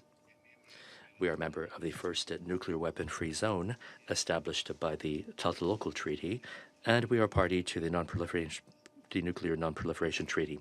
As a result, we are strongly committed to strengthening the disarmament and non-proliferation regime, and we have always advocated for a world free of nuclear weapons. Uruguay's foreign policy revolves around the basic principles of international law, among them the prohibition of the use of force in international relations, and also using peaceful means to settle disputes. The use and the threat of the use of nuclear weapons is a crime against humanity and a very serious violation of international law, including international humanitarian law, as well as, of course, the UN Charter. The only guarantee against the use and the threat of the use of these weapons is their express prohibition as well as their total elimination. Uruguay has expressed its vigorous condemnation of the nuclear tests as well as the ballistic missile launches carried out by the DPRK, and will continue to do so if the North Korean regime continues to defy and to disregard the provisions of the Security Council in persisting with its nuclear and ballistic missile program. The actions taken by this country can only increase the tensions in the Korean Peninsula. They're a violation of international law, of the resolutions of the Security Council, as well as a serious threat to international peace and security. As a result, Uruguay urges the DPRK to abandon its existing nuclear programs in a complete, verifiable, and irreversible manner, thus bringing an immediate end to all of the related activities, including launches with the use of a ballistic missile technology, as well as other acts of provocation. Similarly, we urge this country to return to the Non-Proliferation Treaty and to the International Atomic Energy Agency's safeguards regime. Uruguay has also held a position in this area which supports any initiative which would be aimed at dialogue, and that is why we believe that we should step up our efforts to restart talks in the Korean Peninsula, generating trust among the parties in order to bring the North Korean government back to the negotiating table and to begin serious negotiations on denuclearization. At a time of high tension, we must remain calm, avoid unilateral action, and focus on a solution to the problem. In this respect, we must recall paragraphs 47 and 48 of the last resolution adopted by the Security Council last November. That's Resolution 2231. In that resolution, the Security Council reaffirms its support for the six-party talks and asks that these talks resume, and refers to the objective of the verifiable denuclearization of the Korean Peninsula in a peaceful manner. Likewise, it reiterates the importance of maintaining peace and stability in the Korean Peninsula, as well as in Northeast Asia as a whole, and highlights the importance of working to reduce tension in the Korean Peninsula as well as outside of the peninsula. Uruguay has stressed the urgent need to bring to an end the vicious circle where the DPRK violates Security Council resolutions. The Council then imposes sanctions and issues communiques, and has reiterated that It's the responsibility of states that have sufficient leverage to develop new negotiating tracks in order to resolve this impasse. Uruguay sees no other solution to the North Korean question that does not include dialogue, negotiation, and political commitment. In this respect, Mr. President, my country reaffirms its desire to continue working within the Security Council with a view to finding a peaceful, diplomatic, and political solution to the denuclearization of the Korean Peninsula. Thank you very much. I thank the representative of Uruguay for his statement. I now give the floor to the representative of France. Monsieur le Président. Mr. President, Mr. Secretary General, I would like to thank the American presidency of the Security Council for having taken the initiative to have this important meeting. I would like to welcome in particular the President of the Secretary of State of the United States, Mr. Rex Tillerson. I also welcome the presence of the Secretary General of the United Nations. It is my honor to read to you this statement by the French Minister of Foreign Affairs and International Development, Mr. Jean-Marc Ayrault, who is detained by a European meeting and therefore could not be in New York today. And what follows is the text of his statement. Mr. President, Secretary General, France remains particularly concerned by the continued nuclear and ballistic programs in North Korea. They feed a serious rise in tensions in the Korean Peninsula and constitute today one of the main threats to international peace and security. By becoming engaged for several years now in a methodical effort which was initiated at the highest level of the regime to acquire operational nuclear arsenal, North Korea defied all of the interdictions of this council and the repeated demands of the entire international community to give up on that goal. We note today a constant and rapid progression in the development of proliferation programs of North Korea. And this brings them closer and closer to operational capacity. This is an unacceptable situation. France has condemned systematically and firmly each and every of the acts which led to this. It called upon North Korea at every opportunity to give up on the development of a nuclear weapon. And this appeal, I launch it again today. This headlong rush forward cannot continue. It feeds a dangerous and provocative spiral and represents an open challenge to the non-proliferation regime. And that's why we have to react to each new development, to recall the standard, the norm of non-proliferation, and to avoid sending a message of impunity to those states which could be tempted to continue to follow the suit of this irresponsible and provocative strategy. We are also concerned by the reemergence of chemical weapons in the region. The attack in Malaysia on the 13th of February should sound an alarm, especially given the global context of the resurgence of chemical weapons and the repeated and continued violations of the ban on this in Syria. We have to be lucid. The goal of North Korea is to become a nuclear weapon state and to upset the strategic equilibrium in the Far East and the world by directly threatening the security of every one of us. Tomorrow, any country could find itself within reach of North Korean missiles.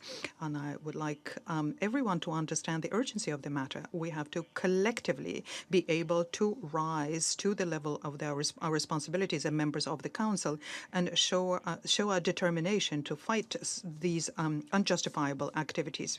Let's not forget that the development of nuclear and ballistic programs is at the price of sacrifice by the North Korean people, who are victims of serious human rights violations, and they are 70% of them live in situation of food insecurity. These violations, by their seriousness and their systematic nature, are an expression of absolute totalitarian nature, where things which are random systematically take precedence over the rule of law. The world cannot be content with this situation because it tramples underfoot everything that we have tried to painstakingly create, in particular here at the United Nations. Given such a threat, the commitment of the international community and the Security Council has to be firm, has to be clear, has to be visible. Our goal can only be complete denuclearization of the Korean Peninsula. The Council reacted energetically to the irresponsible activities of Pyongyang. It condemned the nuclear tests and put together a sanctions regime which is fast and consistent. This was reinforced at each test and twice in 2016 through resolutions 2270 and 2321. France contributed towards the adoption of these resolutions and welcomed them. As was done yesterday vis-à-vis Iran, sanctions obviously are not a goal in and of themselves. They are just a means of bringing North Korea to reason and making them accept the denuclearization of the peninsula. We can, however, but regret the uneven implementation of the sanctions. This seriously undermines the effectiveness of what the international community is doing. We call upon all states, without exception, to ensure that they are implemented rigorously and without reservation when it comes to the decision of the Security Council by all of the actors on their territory, as is required in the United Nations Charter. I understand that there may be technical and practical difficulties here. It is therefore up to the Council to continue extending assistance for those who need it. As North Korea continues proliferating and the danger that it presents to peace and security is growing, as this is happening, our position has to remain determined and unambiguous. To any other provocation from Pyongyang, the international community, and the Security Council, when this happens, we have to be ready to react to that through new measures. North Korea has to understand that continuing with their programs, new tests will have a serious cost, in particular through new sanctions, all the while trying to protect the population who are victimized by their leaders. But we cannot simply be acting in reaction to what North Korea does. We need to take initiative to make sure that North Korea does not have operational nuclear weapons. The international community has to strengthen without delay in a joint and coordinated manner diplomatic and economic pressure on North Korea to make sure that ultimately they abandon their proliferation activity. The resumption of discussions is in order to find a negotiated solution. But the dialogue can only continue provided that the DPRK participates in it in good faith and gives up on its nuclear goals. France, as far as we're concerned, is determined. We will be fully engaged as a permanent member of the Security Council, but also within the European Union to ensure that the United Nations and Europe draw consequences from this unacceptable threat to international peace and security. Thank you. I thank the representative of France for his statement. I now give the floor to the representative of Bolivia. Muchas gracias, señor presidente. Thank you very much, Mr. President.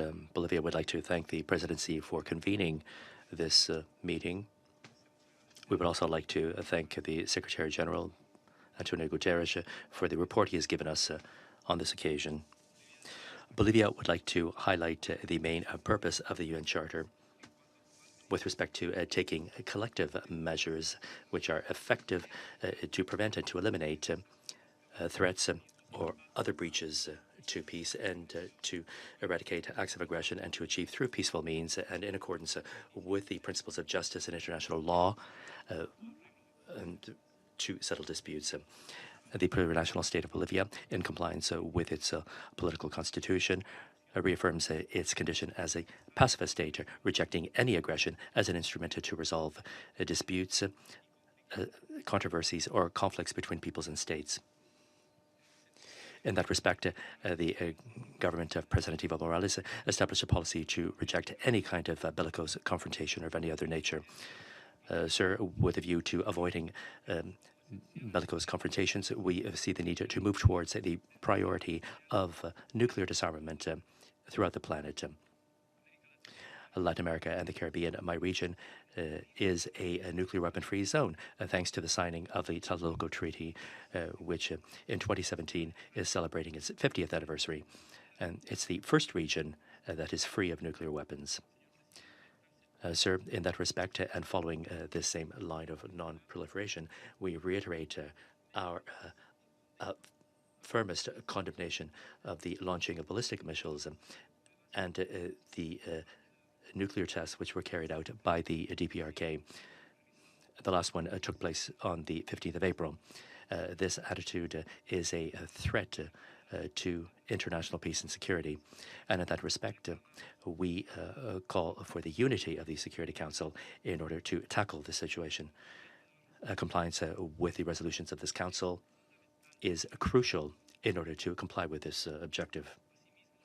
Likewise, we recall that sanctions are not an end in themselves, but rather a means in order to achieve an objective, as was recalled by the recent meeting of foreign ministers of the G77. Bolivia also rejects unilateral sanctions in this as well as in any other case. And for that reason, we think that the Security Council, through multilateral mechanisms, must take the necessary action. Sir, in recent weeks, the world has seen an escalation of tension, both due to the tests carried out by the DPRK as well as the military deployment of the United States. The current situation can be considered the greatest threat of nuclear war which has taken place in this century. We urge all of the parties involved to avoid the escalation of a rhetoric and actions which would increase tension and which would endanger international peace and security, especially in the Korean Peninsula. In that respect, we support the proposal of China to carry out an action to deactivate the crisis in the Korean Peninsula. The DPRK must abandon its nuclear test program as well as its ballistic missile program, and at the same time, the United States must avoid the use of military exercises in that region. It's necessary for the parties involved to restore negotiations.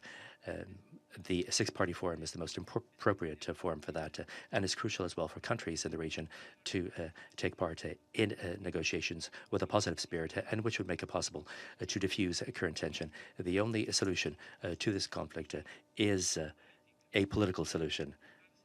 We must rule out once and for all any alternative which would be of a military nature.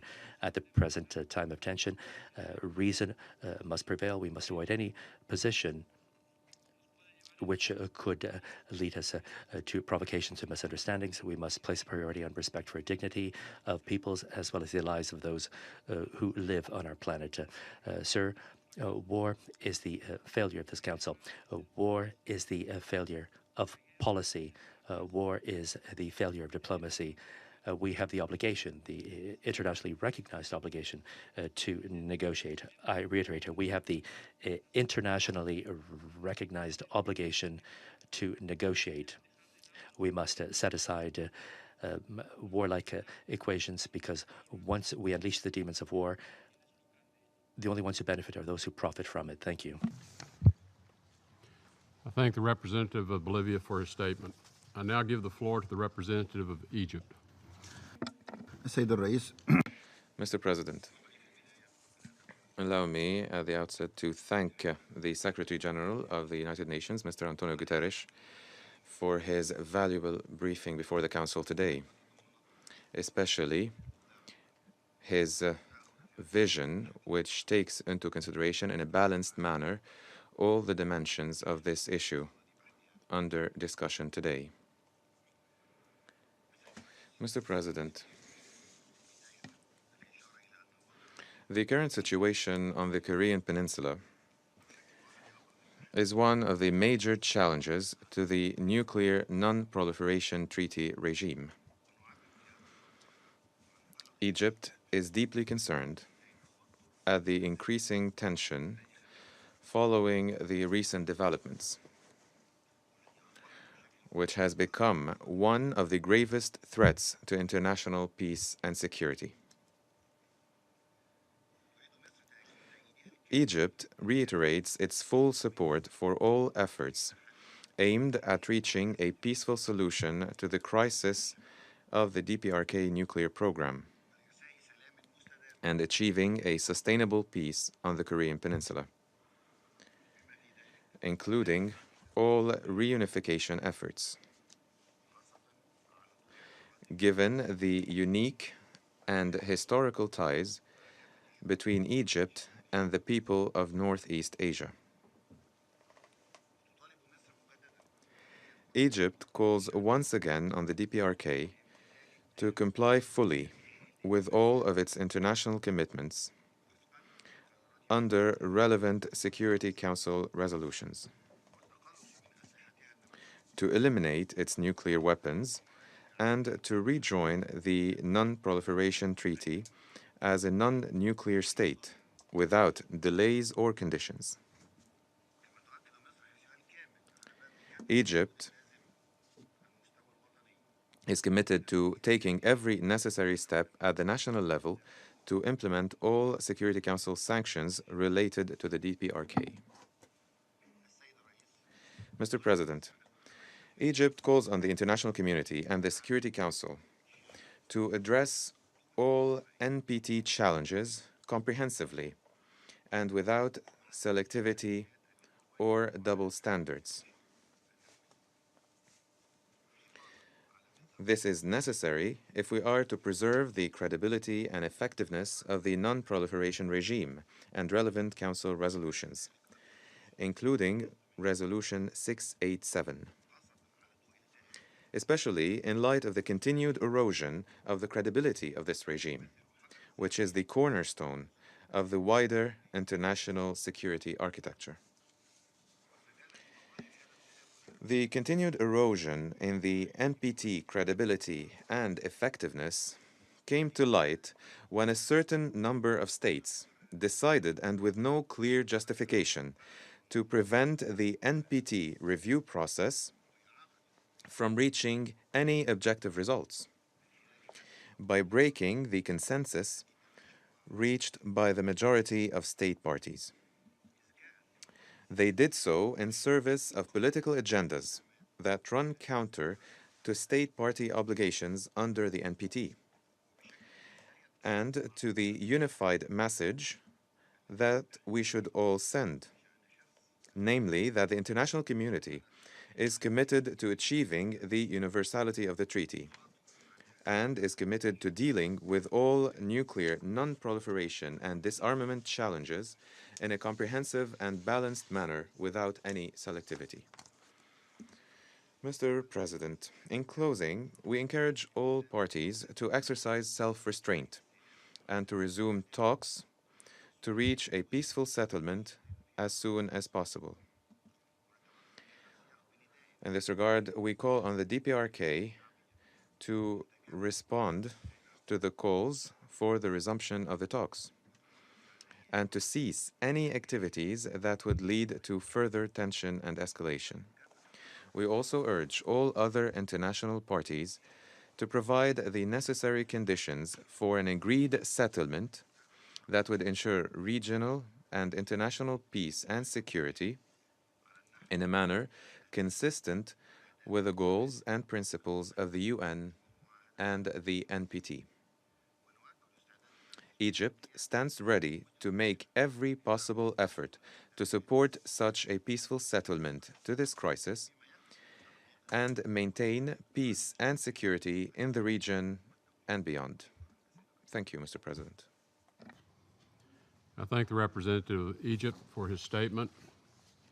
I now give the floor to His Excellency Mr. Yoon Byung-se, Minister for Foreign Affairs of the Republic of Korea. Mr. President, Secretary General Guterres, distinguished ministers and representatives, let me join others in thanking Secretary Tillerson for convening this very timely meeting and Secretary General Guterres for his comprehensive briefing. This ministerial meeting of the Security Council, the first ever on the denuclearization of North Korea, demonstrates the sense of gravity and urgency shared by all members of the international community. North Korea is now at the final stage of nuclear weaponization and claims to be a nuclear weapon state, as it has declared in its amended constitution. Since the first North Korean nuclear crisis a quarter century ago, North Korea has made huge advancements in all areas of its nuclear weapons and missile programs through 5 nuclear tests and numerous missile launches. We have witnessed, first, an exponential growth in its nuclear weapons capabilities from what used to be a few kilograms of plutonium back in 1992 to significant nuclear arsenal now. Second, a rapid development of ballistic missiles of all types and ranges that now threaten to reach every corner of the world. And finally, its willingness to actually use WMDs, as was manifested in the assassination of the North Korean leader's half-brother with a chemical weapon. In a nutshell, North Korea's WMD capability, coupled with the intent to actually use them, bring us ever so closer to the tipping point. It's no wonder that some experts say the world is facing its greatest nuclear emergency since the Cuban Missile Crisis. A nuclear-armed North Korea will significantly disrupt the security landscape in the Northeast Asia and the world. It will also deal a fatal blow to the global non-proliferation regime based on the NPT and increase the risk of North Korean nuclear material or related technology falling into the hands of terrorists. In order to avoid this nightmarish scenario, we must act now. We are racing against time. So what should be our response? Extraordinary circumstances require extraordinary responses. A pundit once said, quote, "Insanity is doing the same thing over and over again and expecting different results," unquote. What we need is a new approach led by the Security Council, not allowing North Korea to dictate the agenda and timeline. Security Council resolutions 2270 and 2321 are milestone measures that illustrate such a new approach. Based on these most comprehensive and robust resolutions, the international community has built and solidified a united front against North Korea over the past year. For its part, my government also took a series of unilateral measures in line with the Council's efforts. We are seeing evidences that sanctions are biting by cutting off North Korea's hard currency income, deepening Pyongyang's diplomatic isolation, and blocking its illicit activities on all fronts. The international community must sustain efforts to thoroughly implement these resolutions. Moreover, the Security Council must discuss additional punitive measures to take against the future provocations proactively, not reactively, as was the case up until now. The Council has repeatedly warned that it will take further significant measures, including sanctions, in the case of future provocations. But Pyongyang may still harbor the illusion that the Security Council will only take limited action and that it can disregard and ridicule the authority of the United Nations. In order to change such strategic calculus of Pyongyang and induce changes from within, we could take potent measures such as halting the export and supply of crude oil to North Korea, completely cutting off North Korea's hard currency earnings by, for instance, suspending all imports of coal from North Korea, and seriously considering whether North Korea, a serial offender, is qualified as a member of the United Nations, as well as downgrading diplomatic relations with North Korea. Let me be clear. Our goal is not bring North Korea to its knees, but to bring it back to the negotiating table for genuine denuclearization. We must be clear-eyed about Pyongyang's intent. It's not interested in negotiating for denuclearization. Instead, its game plan is to be recognized as a nuclear weapon state and to negotiate nuclear disarmament as such. Just last week, the North Korean Deputy Permanent Representative to the United Nations himself made clear that any denuclearization talks are a non-starter. Under these circumstances, dialogue for the sake of dialogue cannot be an option.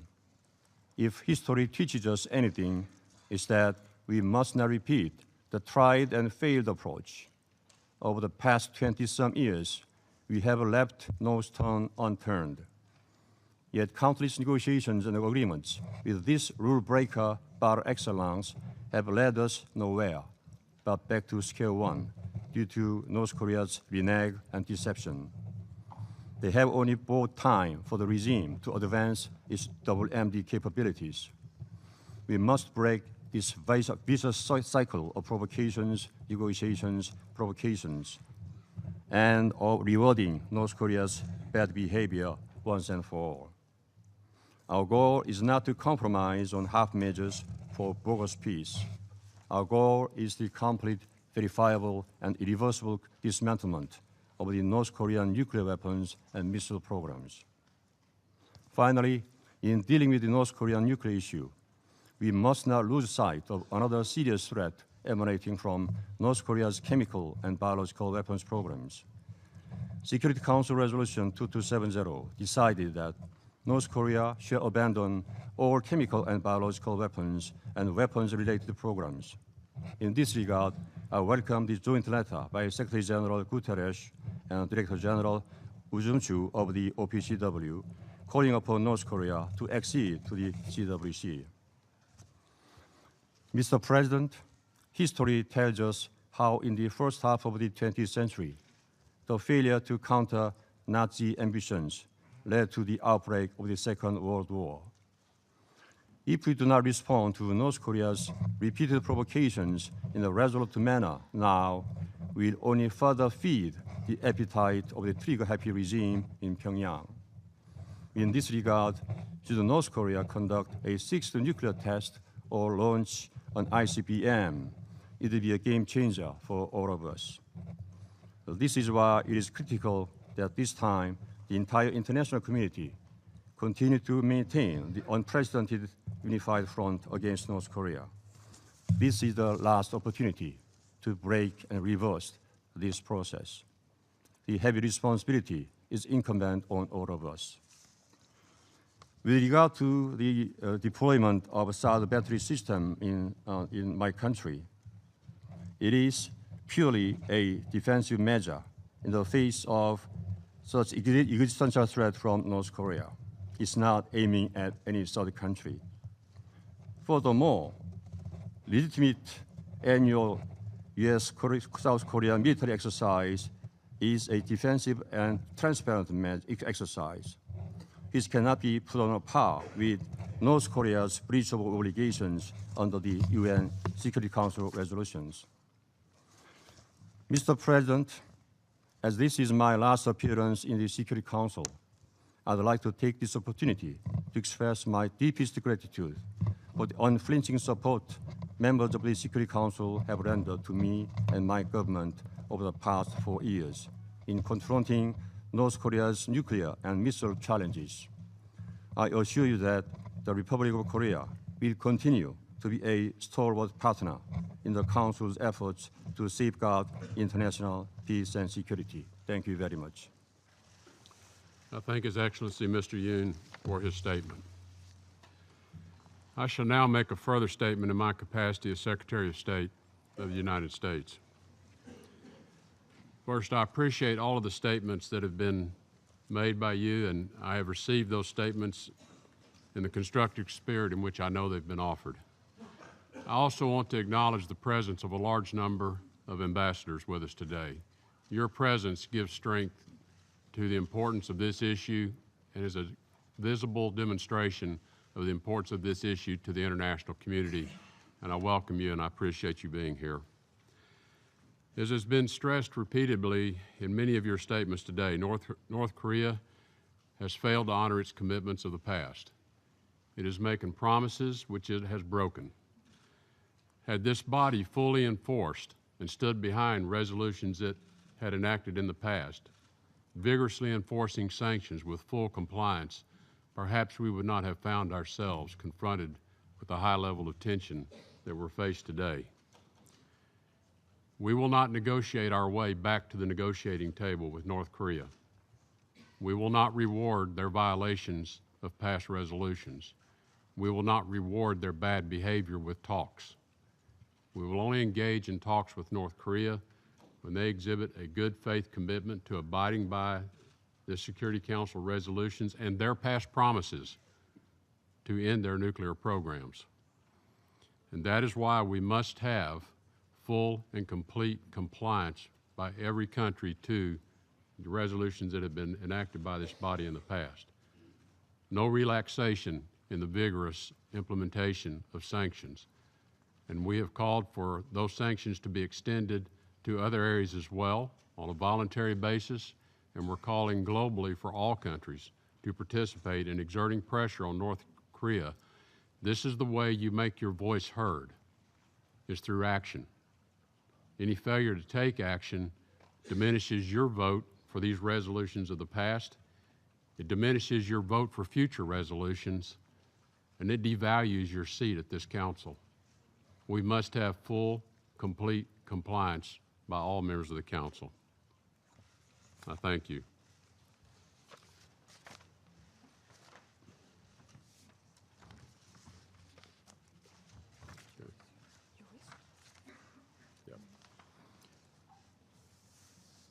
I now resume my function as President of the Council. I believe there are no further speakers on the list. So with that, the meeting is adjourned. Thank you.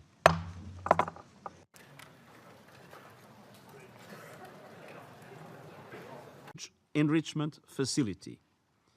Commercial satellite imagery analysis has also indicated continued activity of the DPRK's nuclear test site, which is believed to be maintained in a state of readiness to conduct additional nuclear test explosions.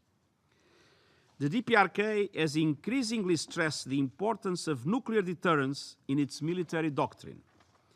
At the 7th Congress of the Workers' Party of Korea in March 2016, DPRK leader Kim Jong-un described the country as a responsible nuclear weapon state. More recently, in a statement in the United Nations Disarmament Commission on the 3rd of April 2017, while reaffirming its support for comprehensive and complete nuclear disarmament, the DPRK stated that, and I quote, "Going nuclear armed is the policy of our state," end of quote. The DPRK is the only country to have conducted nuclear tests this century. We must assume that, with each test or launch, the DPRK continues to make technological advances in its pursuit of a military nuclear capability. Mr. President, I condemned in the strongest terms the DPRK's repeated violations of the relevant Security Council resolutions. The DPRK's continued pursuit of its nuclear weapon and ballistic missile programs, in defiance of repeated demands by the Security Council to cease such activities, clearly threatens regional and international security and seriously undermines international disarmament and non-proliferation efforts. I'm alarmed by the risk of military escalation in the region, including by miscalculation or misunderstanding. And I'm particularly concerned by the possibility that efforts to offset destabilizing activities of the DPRK could also result in increased armed competition and tensions, further impeding the ability of the international community to maintain unity and achieve a peaceful solution. The onus is on the DPRK to comply with its international obligations. At the same time, the international community must also step up its efforts to manage and reduce tensions. The absence of communication channels with the DPRK could be dangerous. Armed conflict in Northeast Asia, which is home to 1/5 of the world's people and gross domestic product, would have global implications. We need to avoid miscalculation and misunderstanding. We need to act now to prevent conflict and achieve sustainable peace. This means the DPRK refraining from further testing, complying with the relevant Security Council resolutions, and exploring the resumption of dialogue. And this means reopening and strengthening communication channels, particularly military, to lower the risk of miscalculation or misunderstanding. This means all member states implementing relevant Security Council resolutions. I've taken note of the Security Council's commitment to a peaceful diplomatic and political solution to the situation, of efforts by Council members as well as other states to facilitate a peaceful and comprehensive solution through dialogue, and of the importance the Council has placed on working to reduce tensions. The Council has important tools at its disposal, from targeted sanctions to communication channels. As Secretary General, I committed to seeking peaceful and political solutions. I stand ready to assist in any way possible. but I would welcome guidance and assistance from the Security Council in this regard. Mr. President, I welcome the Council's understanding of the importance of the humanitarian imperatives of the present situation. On the 21st of March, we released the latest DPRK needs and priorities document. For this year, 13 United Nations agencies and international NGOs operating in the DPRK are calling for 114 million to meet the urgent needs of 13 million, especially vulnerable people, half of the country's population. Normalize relations. Since 1995, the United States has provided over $1.3 billion in aid to North Korea, and we look forward to resuming our contributions once the DPRK begins to dismantle its nuclear weapons and missile technology programs. The DPRK, for its own sake, must dismantle its nuclear missile programs if it wants to achieve the security, economic development, and international recognition that it seeks. North Korea must understand that respect will never follow recklessness. North Korea must take concrete steps to reduce the threat that its illegal weapons programs pose to the United States and our allies before we can even consider talks. I propose all nations take these three actions beginning today. First, we call on UN member states to fully implement the commitments they have made regarding North Korea. This includes all measures required in Resolutions 2321 and 2270. Those nations which have not fully enforced these resolutions fully discredit this body. Second, we call on countries to suspend or downgrade diplomatic relations with North Korea. North Korea exploits its diplomatic privileges to fund its illicit nuclear and missile technology programs, and constraining its diplomatic activity will cut off a flow of needed resources. In light of North Korea's recent actions, normal relations with the DPRK are simply not acceptable. Third, we must increase North Korea's financial isolation. We must levy new sanctions on DPRK entities and individuals supporting its weapons and missile programs and tighten those that are already in place. The United States also would much prefer countries and people in question to own up to their lapses and correct their behavior themselves. But we will not hesitate to sanction third country entities and individuals supporting the DPRK's illegal activities. We must bring maximum economic pressure by severing trade relationships that directly fund the DPRK's nuclear and missile program. I call on the international community to suspend the flow of North Korean guest workers and to impose bans on North Korean imports, especially coal. We must all do our share, but China, accounting for 90% of North Korean trade, China alone has economic leverage over Pyongyang that is unique, and its role is therefore particularly important. The U.S. and China have held very productive exchanges on this issue, and we look forward to further actions that build on what China has already done. Lastly, as we have said before, all options for responding to future provocation must remain on the table. Diplomatic and financial levers of power will be backed up by a willingness to counteract North Korean aggression with military action, if necessary. We much prefer a negotiated solution to this problem, but we are committed to defending ourselves and our allies against North Korean aggression. This new pressure campaign will be swiftly implemented and painful to North Korean interest. I realize some nations for which a relationship with North Korea has been in some ways a net positive may be disinclined to implement the measures of pressure on North Korea. But the catastrophic effects of a North Korean nuclear strike outweigh any economic benefits. We must be willing to face the hard truths and make hard choices right now to prevent disastrous outcomes in the future. Business as usual is not an option. There's also the 7,932nd meeting of the Security Council is called to order. The The provisional agenda for this meeting is Non-proliferation, Democratic People's Republic of Korea. The agenda is adopted. I wish to warmly welcome the Secretary General, ministers, and other distinguished representatives present in the Security Council chamber.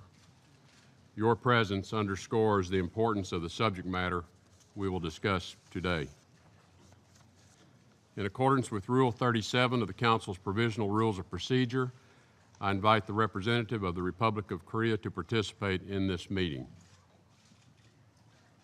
It is so decided. On behalf of the Council, I welcome His Excellency, Mr. Yoon Byung-se, Minister for Foreign Affairs of the Republic of Korea. Welcome. The Security Council will now begin its consideration of item 2 of the agenda.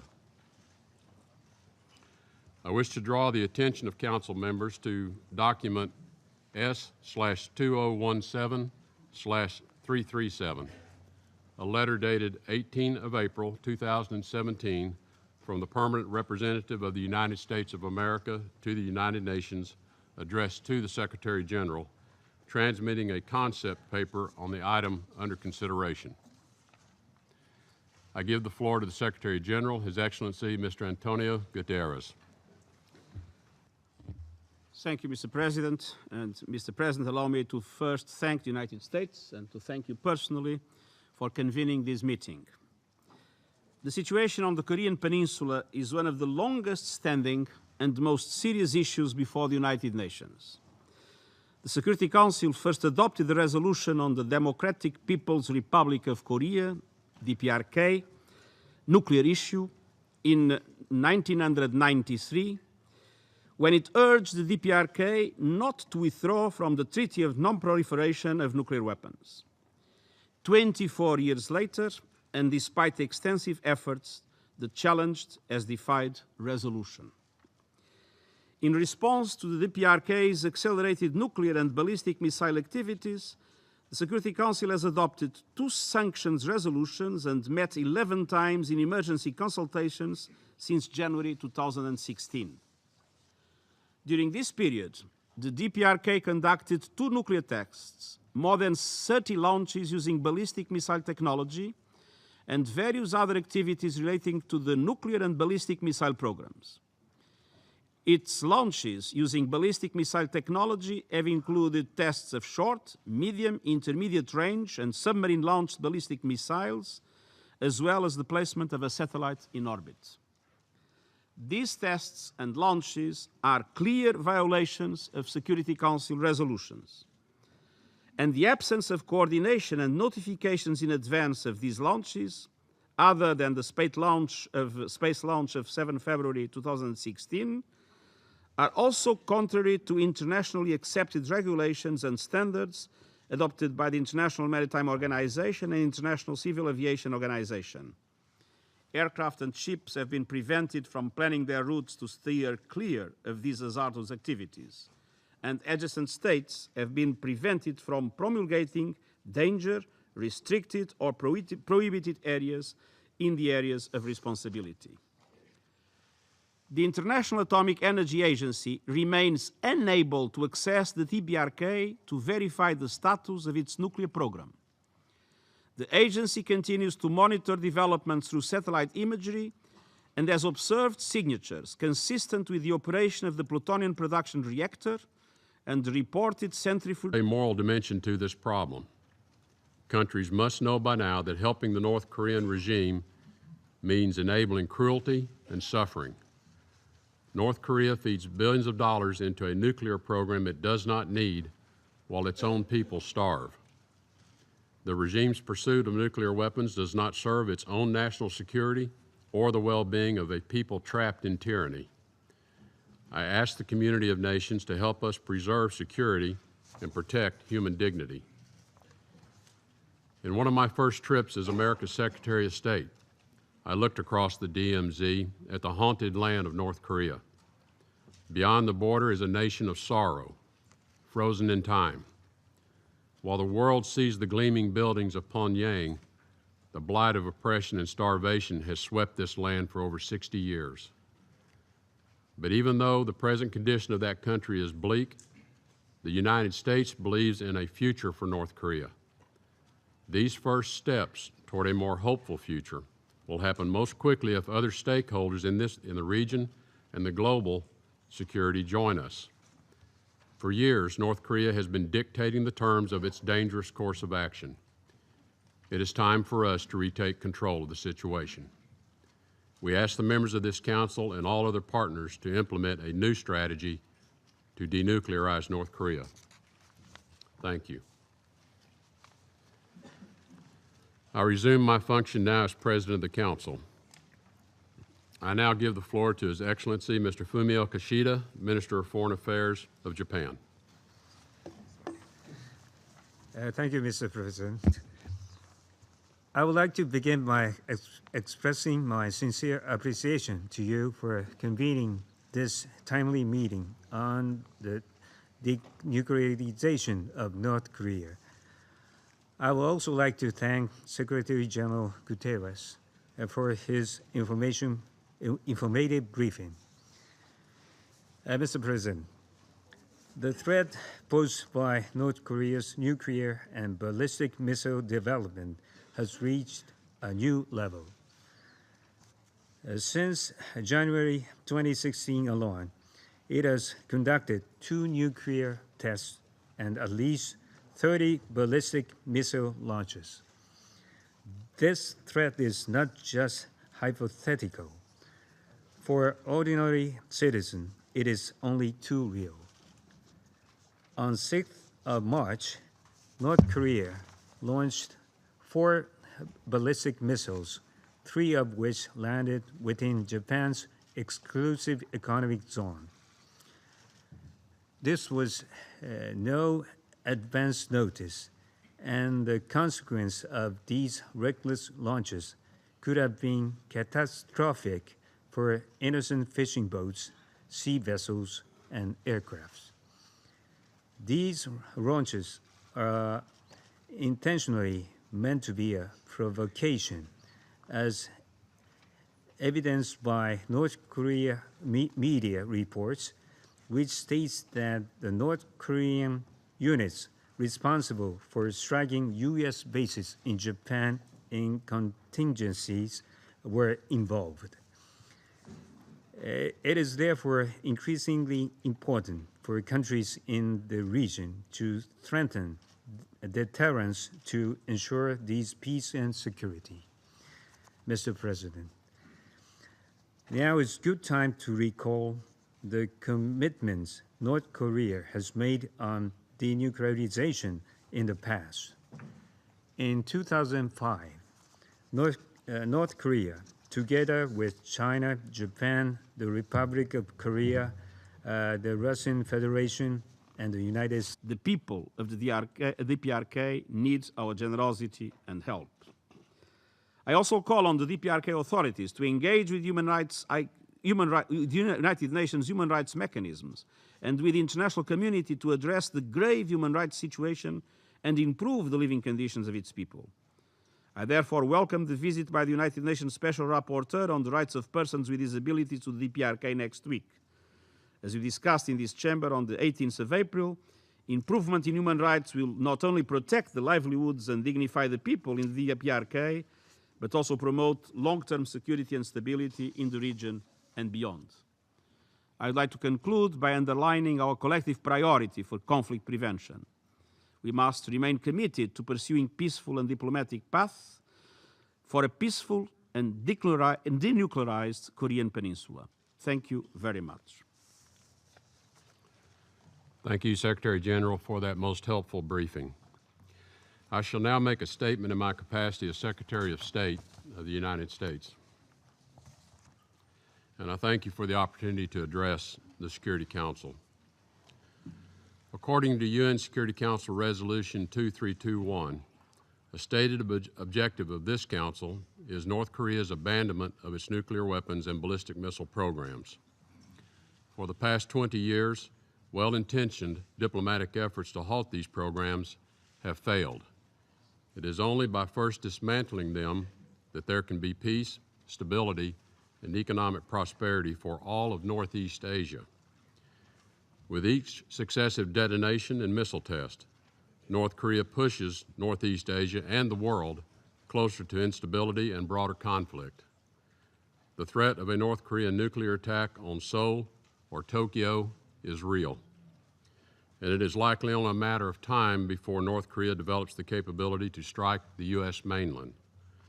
Indeed, the DPRK has repeatedly claimed it plans to conduct such a strike. Given that rhetoric, the United States cannot idly stand by, nor can other members of this Council who are within striking distance of North Korean missiles. Having for years displayed a pattern of behavior that defies multiple UN Security Council resolutions, including 2321 and 2270, and erodes global progress on nuclear nonproliferation, there's no reason to think that North Korea will change its behavior under the current multilateral sanctions framework. For too long, the international community has been reactive in addressing North Korea. Those days must come to an end. Failing to act now on the most pressing security issue in the world may bring catastrophic consequences. We have said this before, and it bears repeating. The policy of strategic patience is over. Additional patience will only mean acceptance of a nuclear North Korea. The more we bide our time, the sooner we will run out of it. In light of the growing threat, the time has come for all of us to put new pressure on North Korea to abandon its dangerous path. I urge this Council to act before North Korea does. We must work together to adopt a new approach and impose increased diplomatic and economic pressures on the North Korean regime. The new campaign the United States is embarking on is driven by our own national security considerations, and it is welcomed by many nations who are concerned for their own security and question why North Korea clings to nuclear capabilities for which it has no need. Our goal is not regime change, nor do we desire to threaten the North Korean people or destabilize the Asia-Pacific region. Over the years, we have withdrawn our own nuclear weapons from South Korea and offered aid to North Korea as proof of our intent to de-escalate the situation and